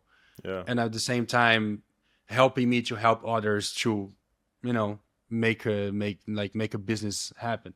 So it really opened my eyes. It really made me like realize that I cannot just sit back and be the old like style dinosaur model of like For I'm just sure. gonna do castings and then like I'm gonna, you know, go to my job, come back home, and just wait Mm-hmm. for my agency to tell me when is the other casting. Like, cause you one thing that I learned, especially around the pandemic or after pandemic, that, you know, as much as you as is good to have that comfortable life of like just waiting for jobs and the jobs come and you go work and that's it. There's a moment where they don't come anymore, the jobs. You know, there's a Mm-hmm. moment where, especially around the pandemic, it was a very rough time for models that relied specifically and directly on the modeling business, on like the whole, you know, like the whole business of agency clients, castings, and, you know, ad campaigns. That actually kind of deteriorate, and together with like many confusion around, you know, companies not really sure what models to book or what direction to go, and this actually made a lot of people realize like, wait, I'm not that secure anymore, you Mm-hmm. know, like that all this money that I had, all those clients that I had so easy, they're not there anymore. So like how, what are you gonna do? And then, and not in another side of it, I seen people that was not focused on modeling but focused more on digital around pandemic, that they were thriving. Like they Mm-hmm. were like making a lot of money, they were making a lot of things because of the pandemic. This the whole digital world grew like crazy, because that was the only thing to do. You know, people couldn't go physically to work. People couldn't go, you know, to places, and like, you know, all this team and everything, it couldn't happen. So brands like, okay, how are we gonna, you know, advertise all this product that we have? We have to send to people. You know, who is the people that is actually like doing the digital stuff? That's actually like, you know, selling online or like making this whole like movement happen. They start searching these people and they start like, hey, let's partnership, let's do a partnership, Mm-hmm. let's do a partnership. So they start working with these people, and that was a time where like the you could see the shift of the industry, you know, the fashion industry especially. It really shift. Right now it's not the same as before at all. It's still, there is the like, well, don't get me wrong, there's still a lot of work for the conventional models. There's still, because I do have friends right now that they travel everywhere. They still do all the lookbooks, the e-coms, the, you know, all the rotation clients. It's this is still exist. It's still there. It's gonna take a long time to go away. Hopefully, never gonna go away. But it's a lot less. And Mm-hmm. brands are allocating money and marketing money a lot more towards digital and social media than the conventional way of like selling things. And if you don't, if guys that are used to be like me and kind of stay comfortable with this whole like lifestyle, don't start adapting and do the switch, or at least, you know, try, they gonna feel, you know, later. So it's a learning process though. It's like right now I see myself as being 100% in it, and really not looking back anymore. So much that I wanna expand, you know, my digital platform. I want to expand more, you know, get out a little bit of Instagram only, you know, focus a little more on TikTok, focus a lot more on YouTube, you know, go back with my project that I started earlier this year. That was the podcast. Mm-hmm. Start, you know, speaking with different minds, you know, and things. Same thing as you're doing right now, that I think is Mm-hmm. great, and everybody should do it. Everybody should have a podcast, because it's a great way to actually speak with people that you want to speak with, and Yeah. have, you know, this conversation flowing. It's like therapy, I guess. thanks for But thanks for thanks for yeah, sharing this. I mean, I think it's great to have your insights as a successful model to do this shift because it's happening and it's here and it's not going anywhere. And I think anyone who is aspiring to become a model or is in this industry have to adjust, and this is Yeah. very valuable. Do you mind if we speak a little bit like financial side of modeling and content creating, influencing? Can I No, ask you it's a few fine. questions? Yeah, We can do that. But hey, wait. Let's yeah, since go for it. now since you touched that topic about Yeah, like guys coming up, like this is yeah. something that um for some reason that's another thing that happened with me. Uh, since the beginning of my career, I always had a lot of people like following me and being fans, and then that kind of died down a little bit around like 2017, 18, 19, 20. And then like since 2021, more or less 2022, uh that switched back to crazy amount of people start following me. And then I start realizing back in the day it used to be a lot more girls, kind of like Justin Bieber type of style, like little girls that love you because you're pretty and this and that. But now, since like a few years, like 2 years, I think 2, 3 years, it switched to young guys. Mm-hmm. And since like 2, 3 years, it switched to young guys. And I was like, wait, in the beginning, I was like, wait, what's happening? Why is a bunch of young guys following me? Like, what's the reason? And I started seeing that there was a whole movement in in the internet around like mogging. I don't know if you ever heard the term mogging. Mogging? No, I don't know. Mogging means like somebody that's better than other people type of bullshit. Okay, okay. But anyways, and then like there's other terms like looks maxing, and I start kind of digging in and trying to understand why so much people. And I saw that there was a whole movement around me, Jordan, and Shano Prai, that we were the face of a movement online of around the Gen Z age, that young guys really want to better themselves and try to be like me and Sean and Jordan, like physically, and how they can do it. And that started a wave of guys really wanted to become models and really wanted to Mm, get in the industry. And that's one of the reasons why my pages are blowing up, my Instagram is blowing up, is because all those young guys, they see me as somebody that they can mirror themselves, or they can kind of like try to be like me. And and I love that. I think this is great. But I'm still trying. It's just like back in the day. I'm still trying to sink that in and trying to, how can I help? How can I actually make all this like need of those guys that they have to be, they want to be like me, or they want to be models or whatever. How can I actually like help that happen? And that's why I kind of like had the idea of opening TikTok, doing podcasts and things like that.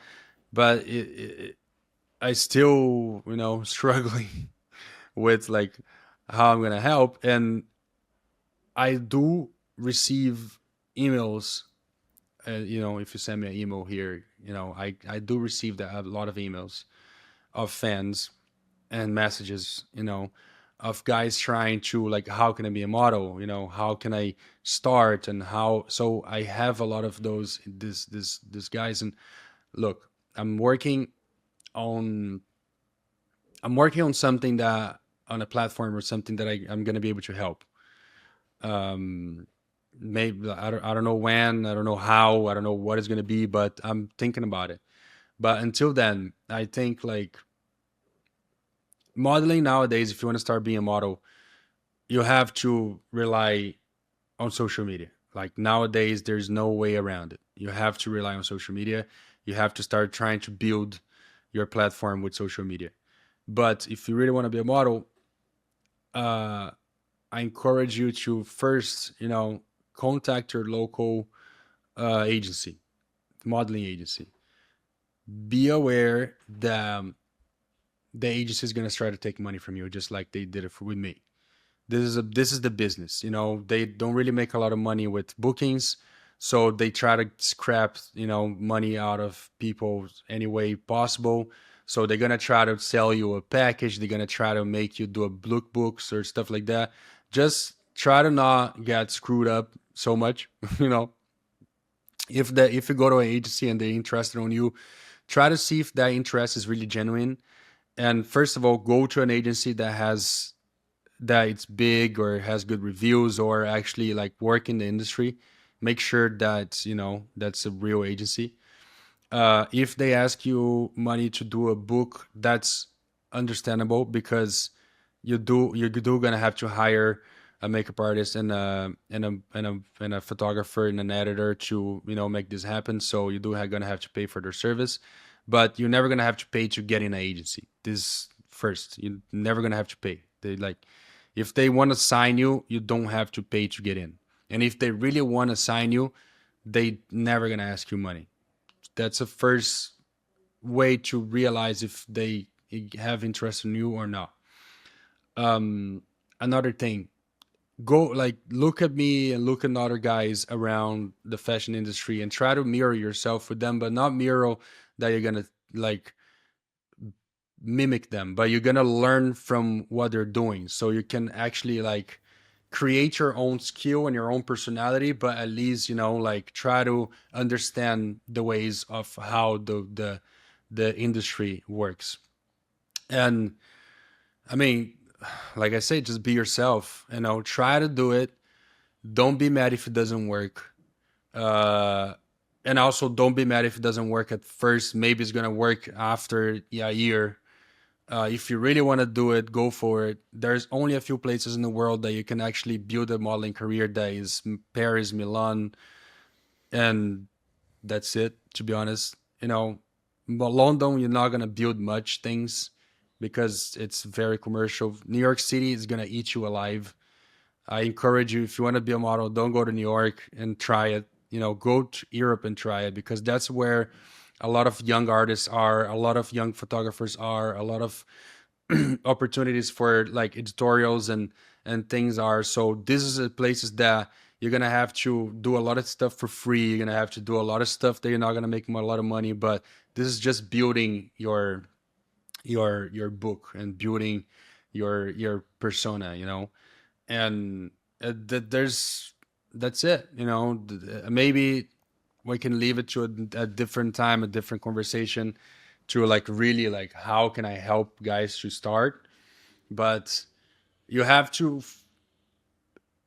one thing that you really have to do, you have to know who you are and your limits, because a lot of guys, they do send me pictures and they try to, they say I want to be a model, but maybe you should know your limits. And how I it's rough to say it, but there's a lot of people that they shouldn't even try it. I know it's a trend. I know guys, they really want to do it because it's something that young kids nowadays, it's a phenomenon that I never seen before, that young kids, they want to be models.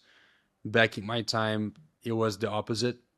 You would never see guys really wanting to be models. I guess it just kind of like happened. But if that's really what you want to do, try to find out if you can, first of all. And if you can't, maybe like try something around digital, because I feel like the digital world is a lot more forgiving than the modeling world. Because the modeling world, especially in the fashion industry, they do still try to find guys that are very skinny, tall, and have some type of a face that it's not like the prettiest or it's not the ugliest. It's in weird between. So it's a tricky business that sometimes you will hurt yourself more than actually um, help. There's sometimes you're gonna have success with some people, sometimes you're not gonna have success at all. So it's a very hard business. So digital, it's a lot safer, it's a lot more forgiving, and it's a great way to get yourself out there and start. So much that if you look around now, it's crazy because there's a lot of guys in the fashion that are currently working with fashion brands and currently working as models that years ago, I can guarantee you 100% there will never be models. They will never be Mm-hmm. even be able to step on an agency, because the agency would 100% turn them away, because they're very short, and they don't have the build of a model, of like a fashion model, to like, put the clothes in and walk the runaway and do the big ad campaigns. Before, it was a lot harder to get in this business. Nowadays it's a lot easier, but because of social media. So those Mm-hmm. guys, they focus on becoming fashion people on social. So they do a lot of TikToks, they do a lot of Instagrams. They take a lot of clothes from like fashion world, and a lot of designer clothes. They make a lot of beautiful pictures. But once you see them in real life, like attending a show or even walking a show or doing ad campaigns, that now it's happening, you realize they will never even be able to get signed in an agency back in the day. So the market is a lot more open for guys that want to be models, because modeling right now is not traditional anymore. There doesn't have you're never going to be a model, or like this. There's none of that anymore. It's a lot more democratic. You can build but for that you're going to have to build your own page, and then you're going to have to get noticed. Once you get noticed, you're going to get brands literally throwing stuff at you and making you become what you want to become. So this is my take on, if you want to try, to pursue this career. Don't get mad if you get a no. If there's a lot of things, there's a lot of times I get hundreds of thousands of no's. The only few yeses that I got, it made who I am. But the majority of the time, I got no's. I got frustrated before from not getting jobs so much that I learned that it makes no sense to get frustrated. You just have to, whatever. And that's it. Like, do your thing. If you really want to do it, do your thing. If the modeling industry, the fashion industry, the agencies don't really want to support you, and you really still want to do it, go towards the digital side. There's a lot of guys out there that are bigger than me and bigger than any model right now, and they are digital. They work in the fashion industry. Like they have more jobs and more things going for them in the fashion world than actual models, and they're not even Mm-hmm. models. But it's crazy, because like I one time I went to Milan, like now last year, and it was the first time that I was like really like understanding what's happening, and I realized that a lot of those guys that I see on social media, their dream is to be a model, but they are never able to be models, because there's many different things that you know that stops you from being, like, like the whole like height, Mm-hmm. or body shape and things like that. But they were bigger than me, be- because like they were making more money, or they're making or whatever, but their dream was to be me, and they ask pictures, they're fans, but their dream is so I'm like trying to understand. I'm like, wait, like I want to be you right now, like I don't like stop. I want to be that guy. So it's the worlds are merging a lot more than you would think. Thanks for sharing that. I think that's great advice coming from Yeah. you. And yeah, and it's like I felt like it was a truly honest advice and lived through your lens and your experience. And to come back to the financial question, I just Yeah. have one major question. Like, what would be, say, Chico, like the highest paid job you did as a model, and the highest paid job? You don't need to name the client or anything like that, but or if you want, of course, we're open to hear it. But sometimes it can be confidential. Yeah. As a model and as a influencer content creator, I'm curious to see, like, uh is it close? Is it completely off? What well, is it? so one thing that you have to understand, like the Yeah. modeling industry, especially with like paid, like those big paychecks, it's being degrading more and more and more and more and more. Like I heard there's the whole like I heard back in the day, you would do like a fragrance contract. That this is the main thing a male model can ever dream of, is a fragrance contract. And back in the day, they used to pay $1 million a year for a fragrance contract. and that would be like the most some model, just model, would ever do. I never reached that place. I heard in my time some guys maybe did like 500,000 a year contracts with one What job. about you? What about you, Chico? Like, Me, what is your highest paid job as a my model and highest does paid it job my highest paid contract was a fragrance that was like around 280,000 euros for how long? Like for a one how? year for a 1 year contract. But you did one day of shoot for that, or it was One day multiple of days? shoot that was paid also, so 280 just for the contract, and then plus 30,000 just for the day of job. So So like that was my biggest payday. wait, so Uh 260,000, no, like around 230, 300,000 in total. 300,000 US Yeah. or euros No, or how? euros. Okay, So that was my biggest payday in one job. That actually was it was a job that I did with Jazz, with fragrance that we did together. really? Uh, so the one those jobs exist still. Like there's still fragrances paying like 250K, 300K. A lot of the fragrance, the main ones, the ones that used to book like 500K fragrance or all those stuff, they still pay. The nowadays there's a lot of fragrance that they got bought by big companies and they're paying like 80K, 100K, a year. The for one job, obviously. And That it's was just included in the rate, or just no, also no. had Just got her own thing. just She got her got own thing? she got a That was, lot. She got a lot less. I mean, it because was the a good day fragrance. for the Lachowski family. Yeah, It it was a was a good day for us. okay. So It was a that's okay. great. So It was a great day for us. But like that's the thing. Social media, it's yeah. different because you don't have that on social media. You're never gonna have that on social media.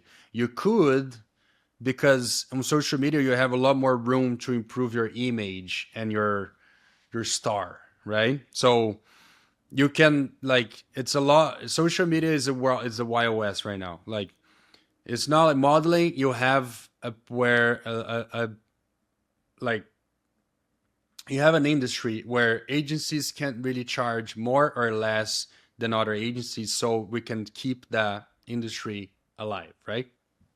And we can keep clients a check with like underpaying or overpaying. So it's like it's balancing the industry. With social media, you don't have that because you don't really know how much the client's paying. You don't know you even know who Hmm. is booking. You don't even know if there's an agency involved. You don't even know if the guy is a actor or a singer or nobody or just came out of his fucking like bed and doing his first job. Like you don't know. So in the same like event, you could have a brand paying not paying no one, paying one guy 1,000 and paying another guy 500,000, whatever, for one post because you don't Mm. sell. You're not selling. That's the thing. You're not really like working for a brand like a model. Like Yeah. because a model, it's the way it works is they take you, just because of your modeling skills, not because of your name, not because of who you are, not because of your platform. No, they just booking you because of the way you look and your modeling skills. That's it. Even me, that I created my name and I put myself so high up as a model, even me, I when I work when I book and when I work as a model is mainly for my modeling skills and the way I look, other than who I am. They couldn't care less. They don't care if you're Chico Lachowski or the whatever guy. If they like the look of the whatever guy better, they're gonna book the whatever guy. Obviously there is a big gap on like on rates. My rate's Hmm. gonna be higher, so if they book me, it's because they know who they're getting. They know the job's gonna look good. They know the client's gonna be happy. They know the outcome's gonna be. So that's what you chase on the modeling career. You chase that security that you pass to the client. You pass the security to the client that if I book that guy and I pay that price, I'm 100% gonna get what I want. So that's what a model is. A social media and a digital guy is a completely different ball game. You're selling yourself, and then it's a completely, you're selling the power of you. You're selling your name, you're selling your presence, you're selling what you can give to this client as creative, your creativity, your way of like promoting yourself within this brand to people. So it's like Mm-hmm. it's not even connected one and the other. Even though it's still a modeling job, it's not a modeling job because it's yourself. And I one thing I like about the digital side is that you really work with the client. You're not working for the client, you Mm-hmm. know? So as a model, you work for the client. You go, you work, you leave. Sometimes the client doesn't even want to know how your day is. Fuck you. Yeah. When you work as an influencer, a digital guy, you're working with the client. The Mm-hmm. client wants to make sure you're like looking good. You want to make sure you're feeling good. You want to make sure you get all of the like something that's weird that a lot of people think that as a model, especially as a big model, people think that I get clothes all the time. That every job that I do, I get the clothes. I get pamper. I get gifts and stuff. No, as a model, they don't care. They're not really Mm-hmm. giving you shit. Mm-hmm. You do a job like after 3 days, they're not gonna give you stuff. You pay you already. You did your job. Buy it. Go home. Mm-hmm. As a digital influencer, it's the other way around. They want to give you everything. It's like, wow, that's great. They actually pay you and give you stuff. They want to make you happy. They want to make you feel a part of the brand. Mm. And this is something that I love about the digital industry is that they really care about you. The And collaboration part, like really it's it, collaborating it's two it's brands together. Yeah. it's a it's crazy because it's crazy to say it, but most of the clients in the modeling industry, they don't care about the model. Mm. They're booking you, you go, you Interesting. do your job, you leave. That's it. In the digital world, they care deeply about you, like deeply. They really want to make sure you're feeling good, you're looking good, you get what you deserve. You like it's something that I realized when I started doing a lot more digital work that I'm like, wow, like why, why, I didn't do that before. Now I'm finally feeling like they care, you know. But going back to the price, as a model, it's easy to put a price tag on things. As digital guys, not so easy because it depends on the job. It depends on how much they want from you. So it depends if they want one post, two posts, one reel, two reels, the stories. That's how they sell you, right? They sell you by like what's your commitment to how much money they have, what's their budget, and how much they want and how much they need. The best things around the influencer side. I mean, if you're somebody that is like you're huge and you have a big name and you're a huge celebrity, you can you like there's rumors that there's people that charge 500,000 for a post, like 1 million for a post. This is crazy shit. This is stuff that like never reached that level, and I don't like maybe one day I will, but you know, I don't know how it's gonna happen. Maybe it will one day. I'm not. I guess I'm chasing it, but at the same time, I think you have to reach a level of stardom that it's Yeah. like Kardashian style, and then or Cabby, the guy that does the thing like this.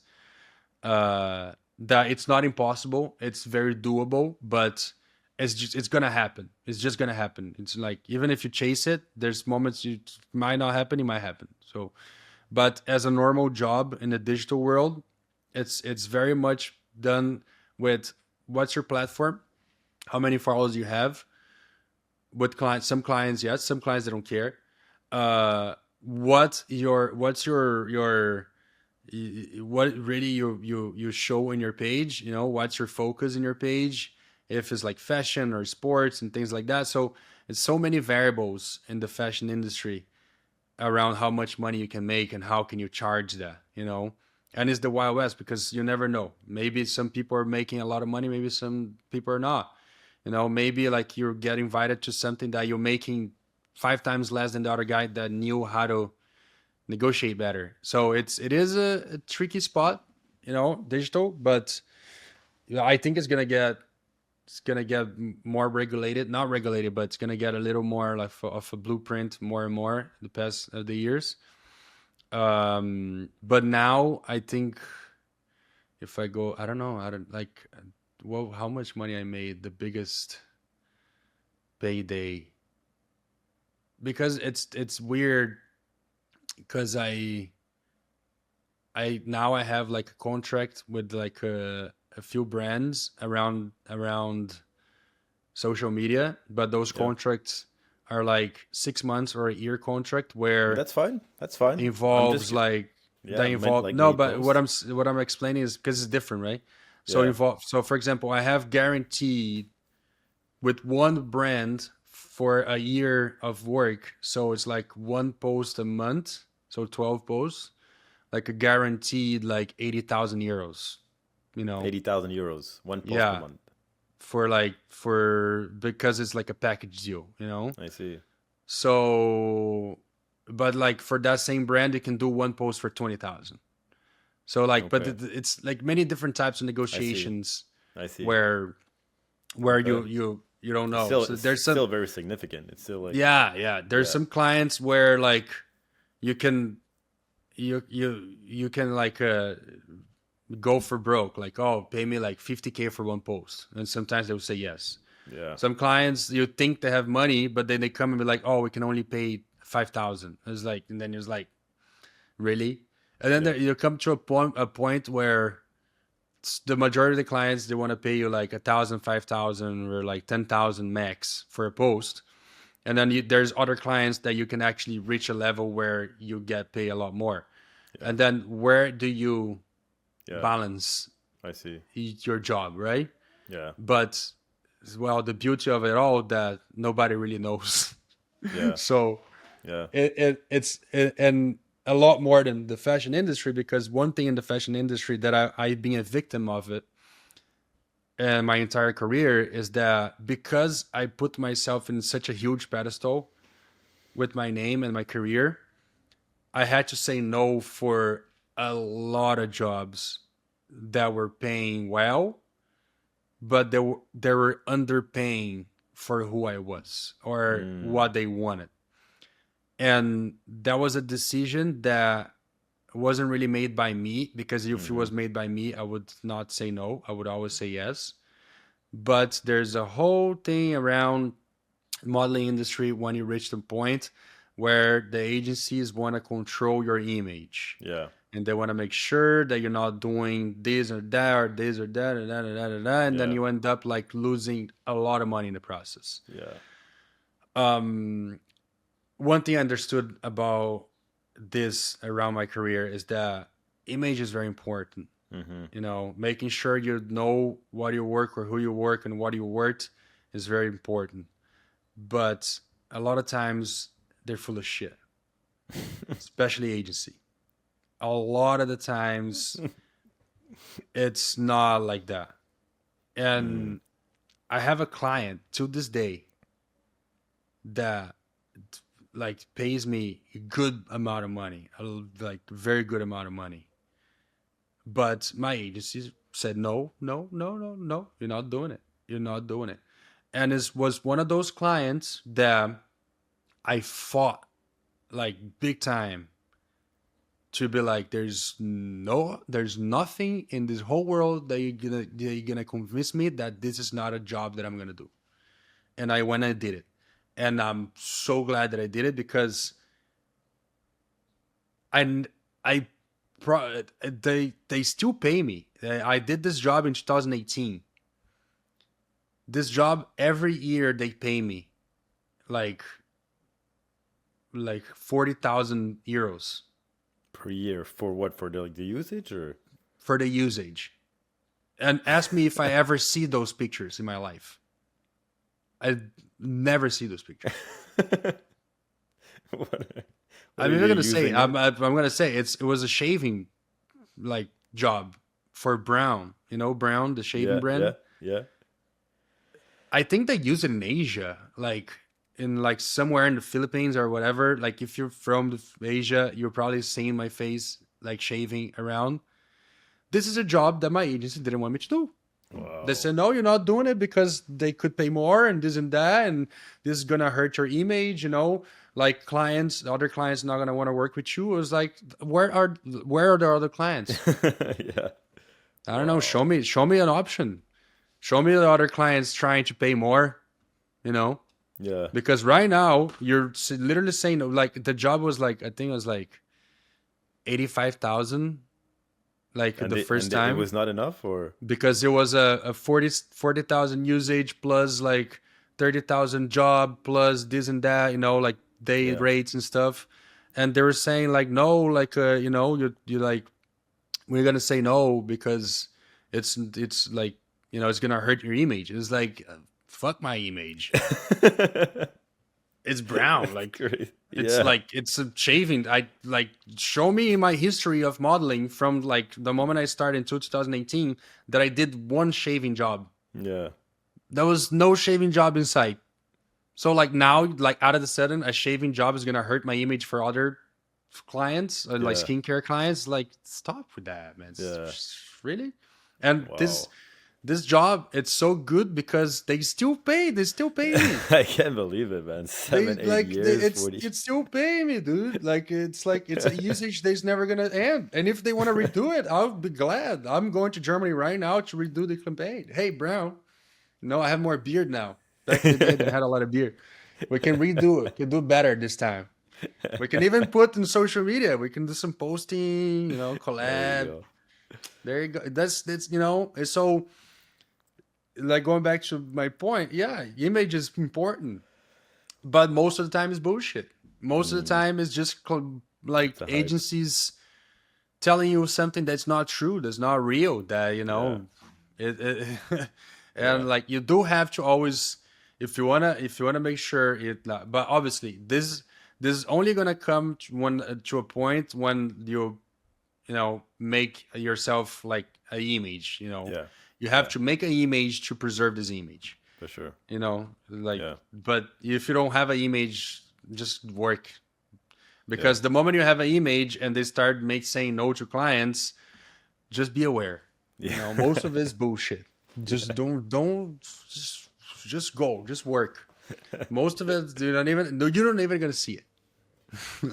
So Chico, we're arriving pretty much at the end of this amazing conversation. I feel like we've covered a lot, and you've shared a lot of valuable insight from your specific career and niche, and I appreciate that. I have a few rapid questions, Okay, I hate those. Lachowski Chico edition, I about fucking hate 16. I you know like rapid questions is something that never worked for me because Really? You have to, let's try it. I'm not a rapid guy. I know, I see that. I see that from this conversation. But I like that. I'm also very detail oriented. I feel like you are too. Yeah. Like you like to share and expand. But let's just try it, okay? So I have like Okay. 16, 17 question. Let's be like, one liner, and let's just have fun, and then we'll call it a day. So, Okay. ready, set, go. Chico, Paris or Milan? Paris, Paris. New York or LA? New York, Runways or photo shoot? Runaways, Instagram or TikTok? Instagram. A dream campaign or collaboration you haven't done yet? I don't know, man. Something that involves everything I love in a fragrance and that In a $1 million fragrance? that $1 million contract a year.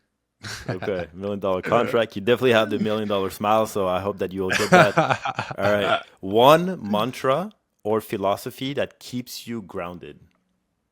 I don't have it. Sorry. Okay. Meditation or weightlifting? Weightlifting. Mountain biking or tennis?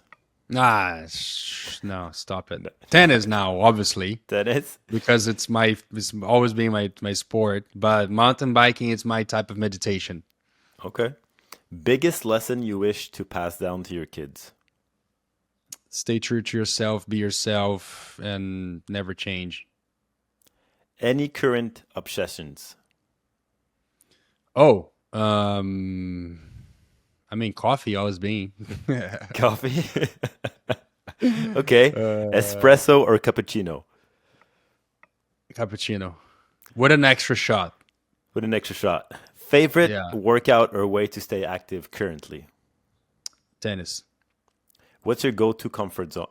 What's your go-to comfort food? Oh, burger. Burger.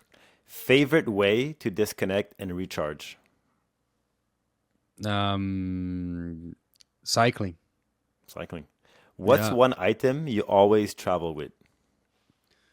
Oh, that changes a lot though. Like back in the day, used to be like a speedo and swimming glasses to go swimming anytime I could, and then it turned into jumping ropes. Now it's tennis racket. Tennis racket. Yeah, Push-ups or pull-ups? push-ups, Push-ups. Beach or mountain? beach. Biggest fashion trend that you're loving right now?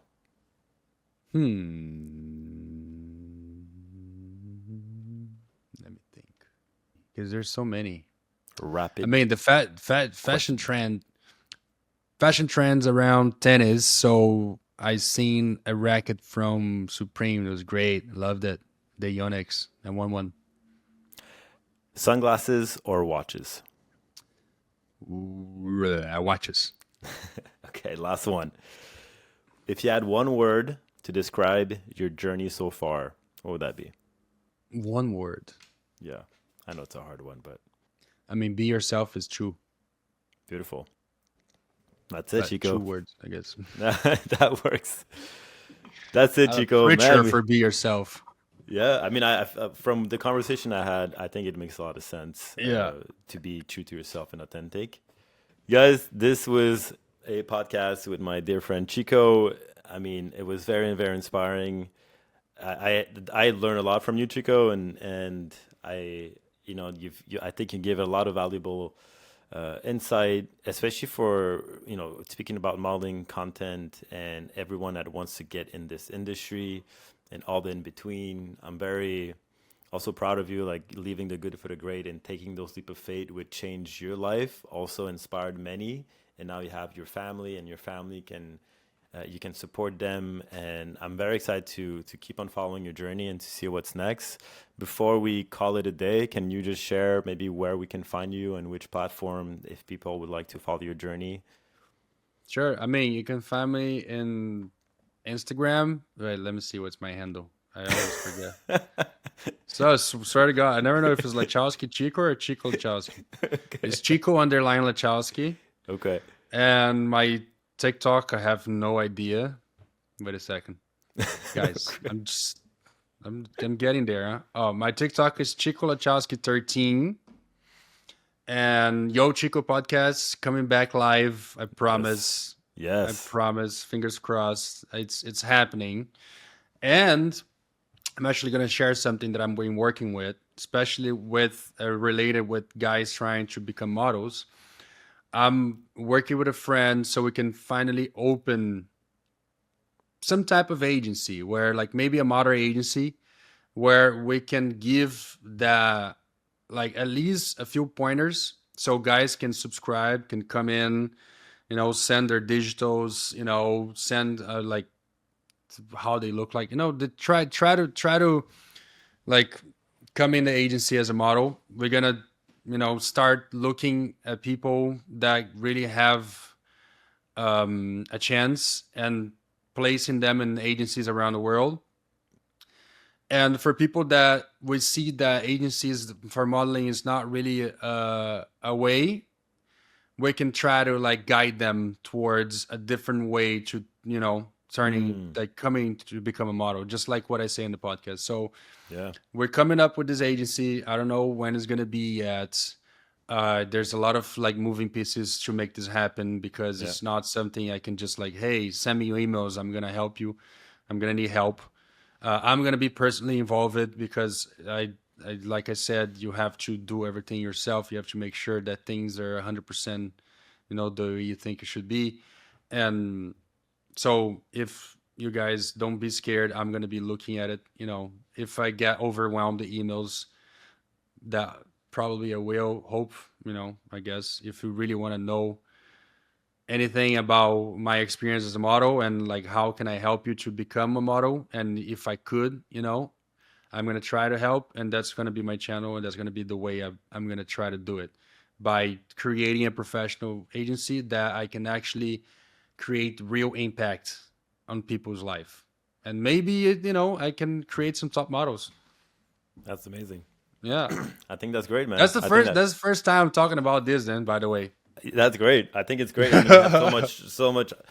Anyone, like, when I started my career, I would have loved to have someone who can mentor me and guide me, because it's such a big industry, and you can get lost. And to have someone that can guide you and filter and help you along the way, that's awesome. So I wanted to say, Chico, thank you so much, man, for joining today. I know you were in Brazil. I'm here. You made some time. Please say hello to your wife, to the kids, and I really hope that we had a great conversation in Tulum a few years ago. Yes. And we were talking about social media. I don't know if you remember. We were having coffee I do. And like speaking about social media, and like you were kind of like, I don't know where, and I wanted, you were in the pursuit of figuring this world out. I think it was like 2 years ago. Yeah. So I know we're not often in the same country, but I hope we'll connect soon, and yeah. Thanks for having me. And Pleasure, bro. See you soon. Well done, bro. If you enjoyed the episode, don't forget to follow the show and leave us a review wherever you get your podcasts. It really helps us to grow and keep the conversation going. Thanks for listening.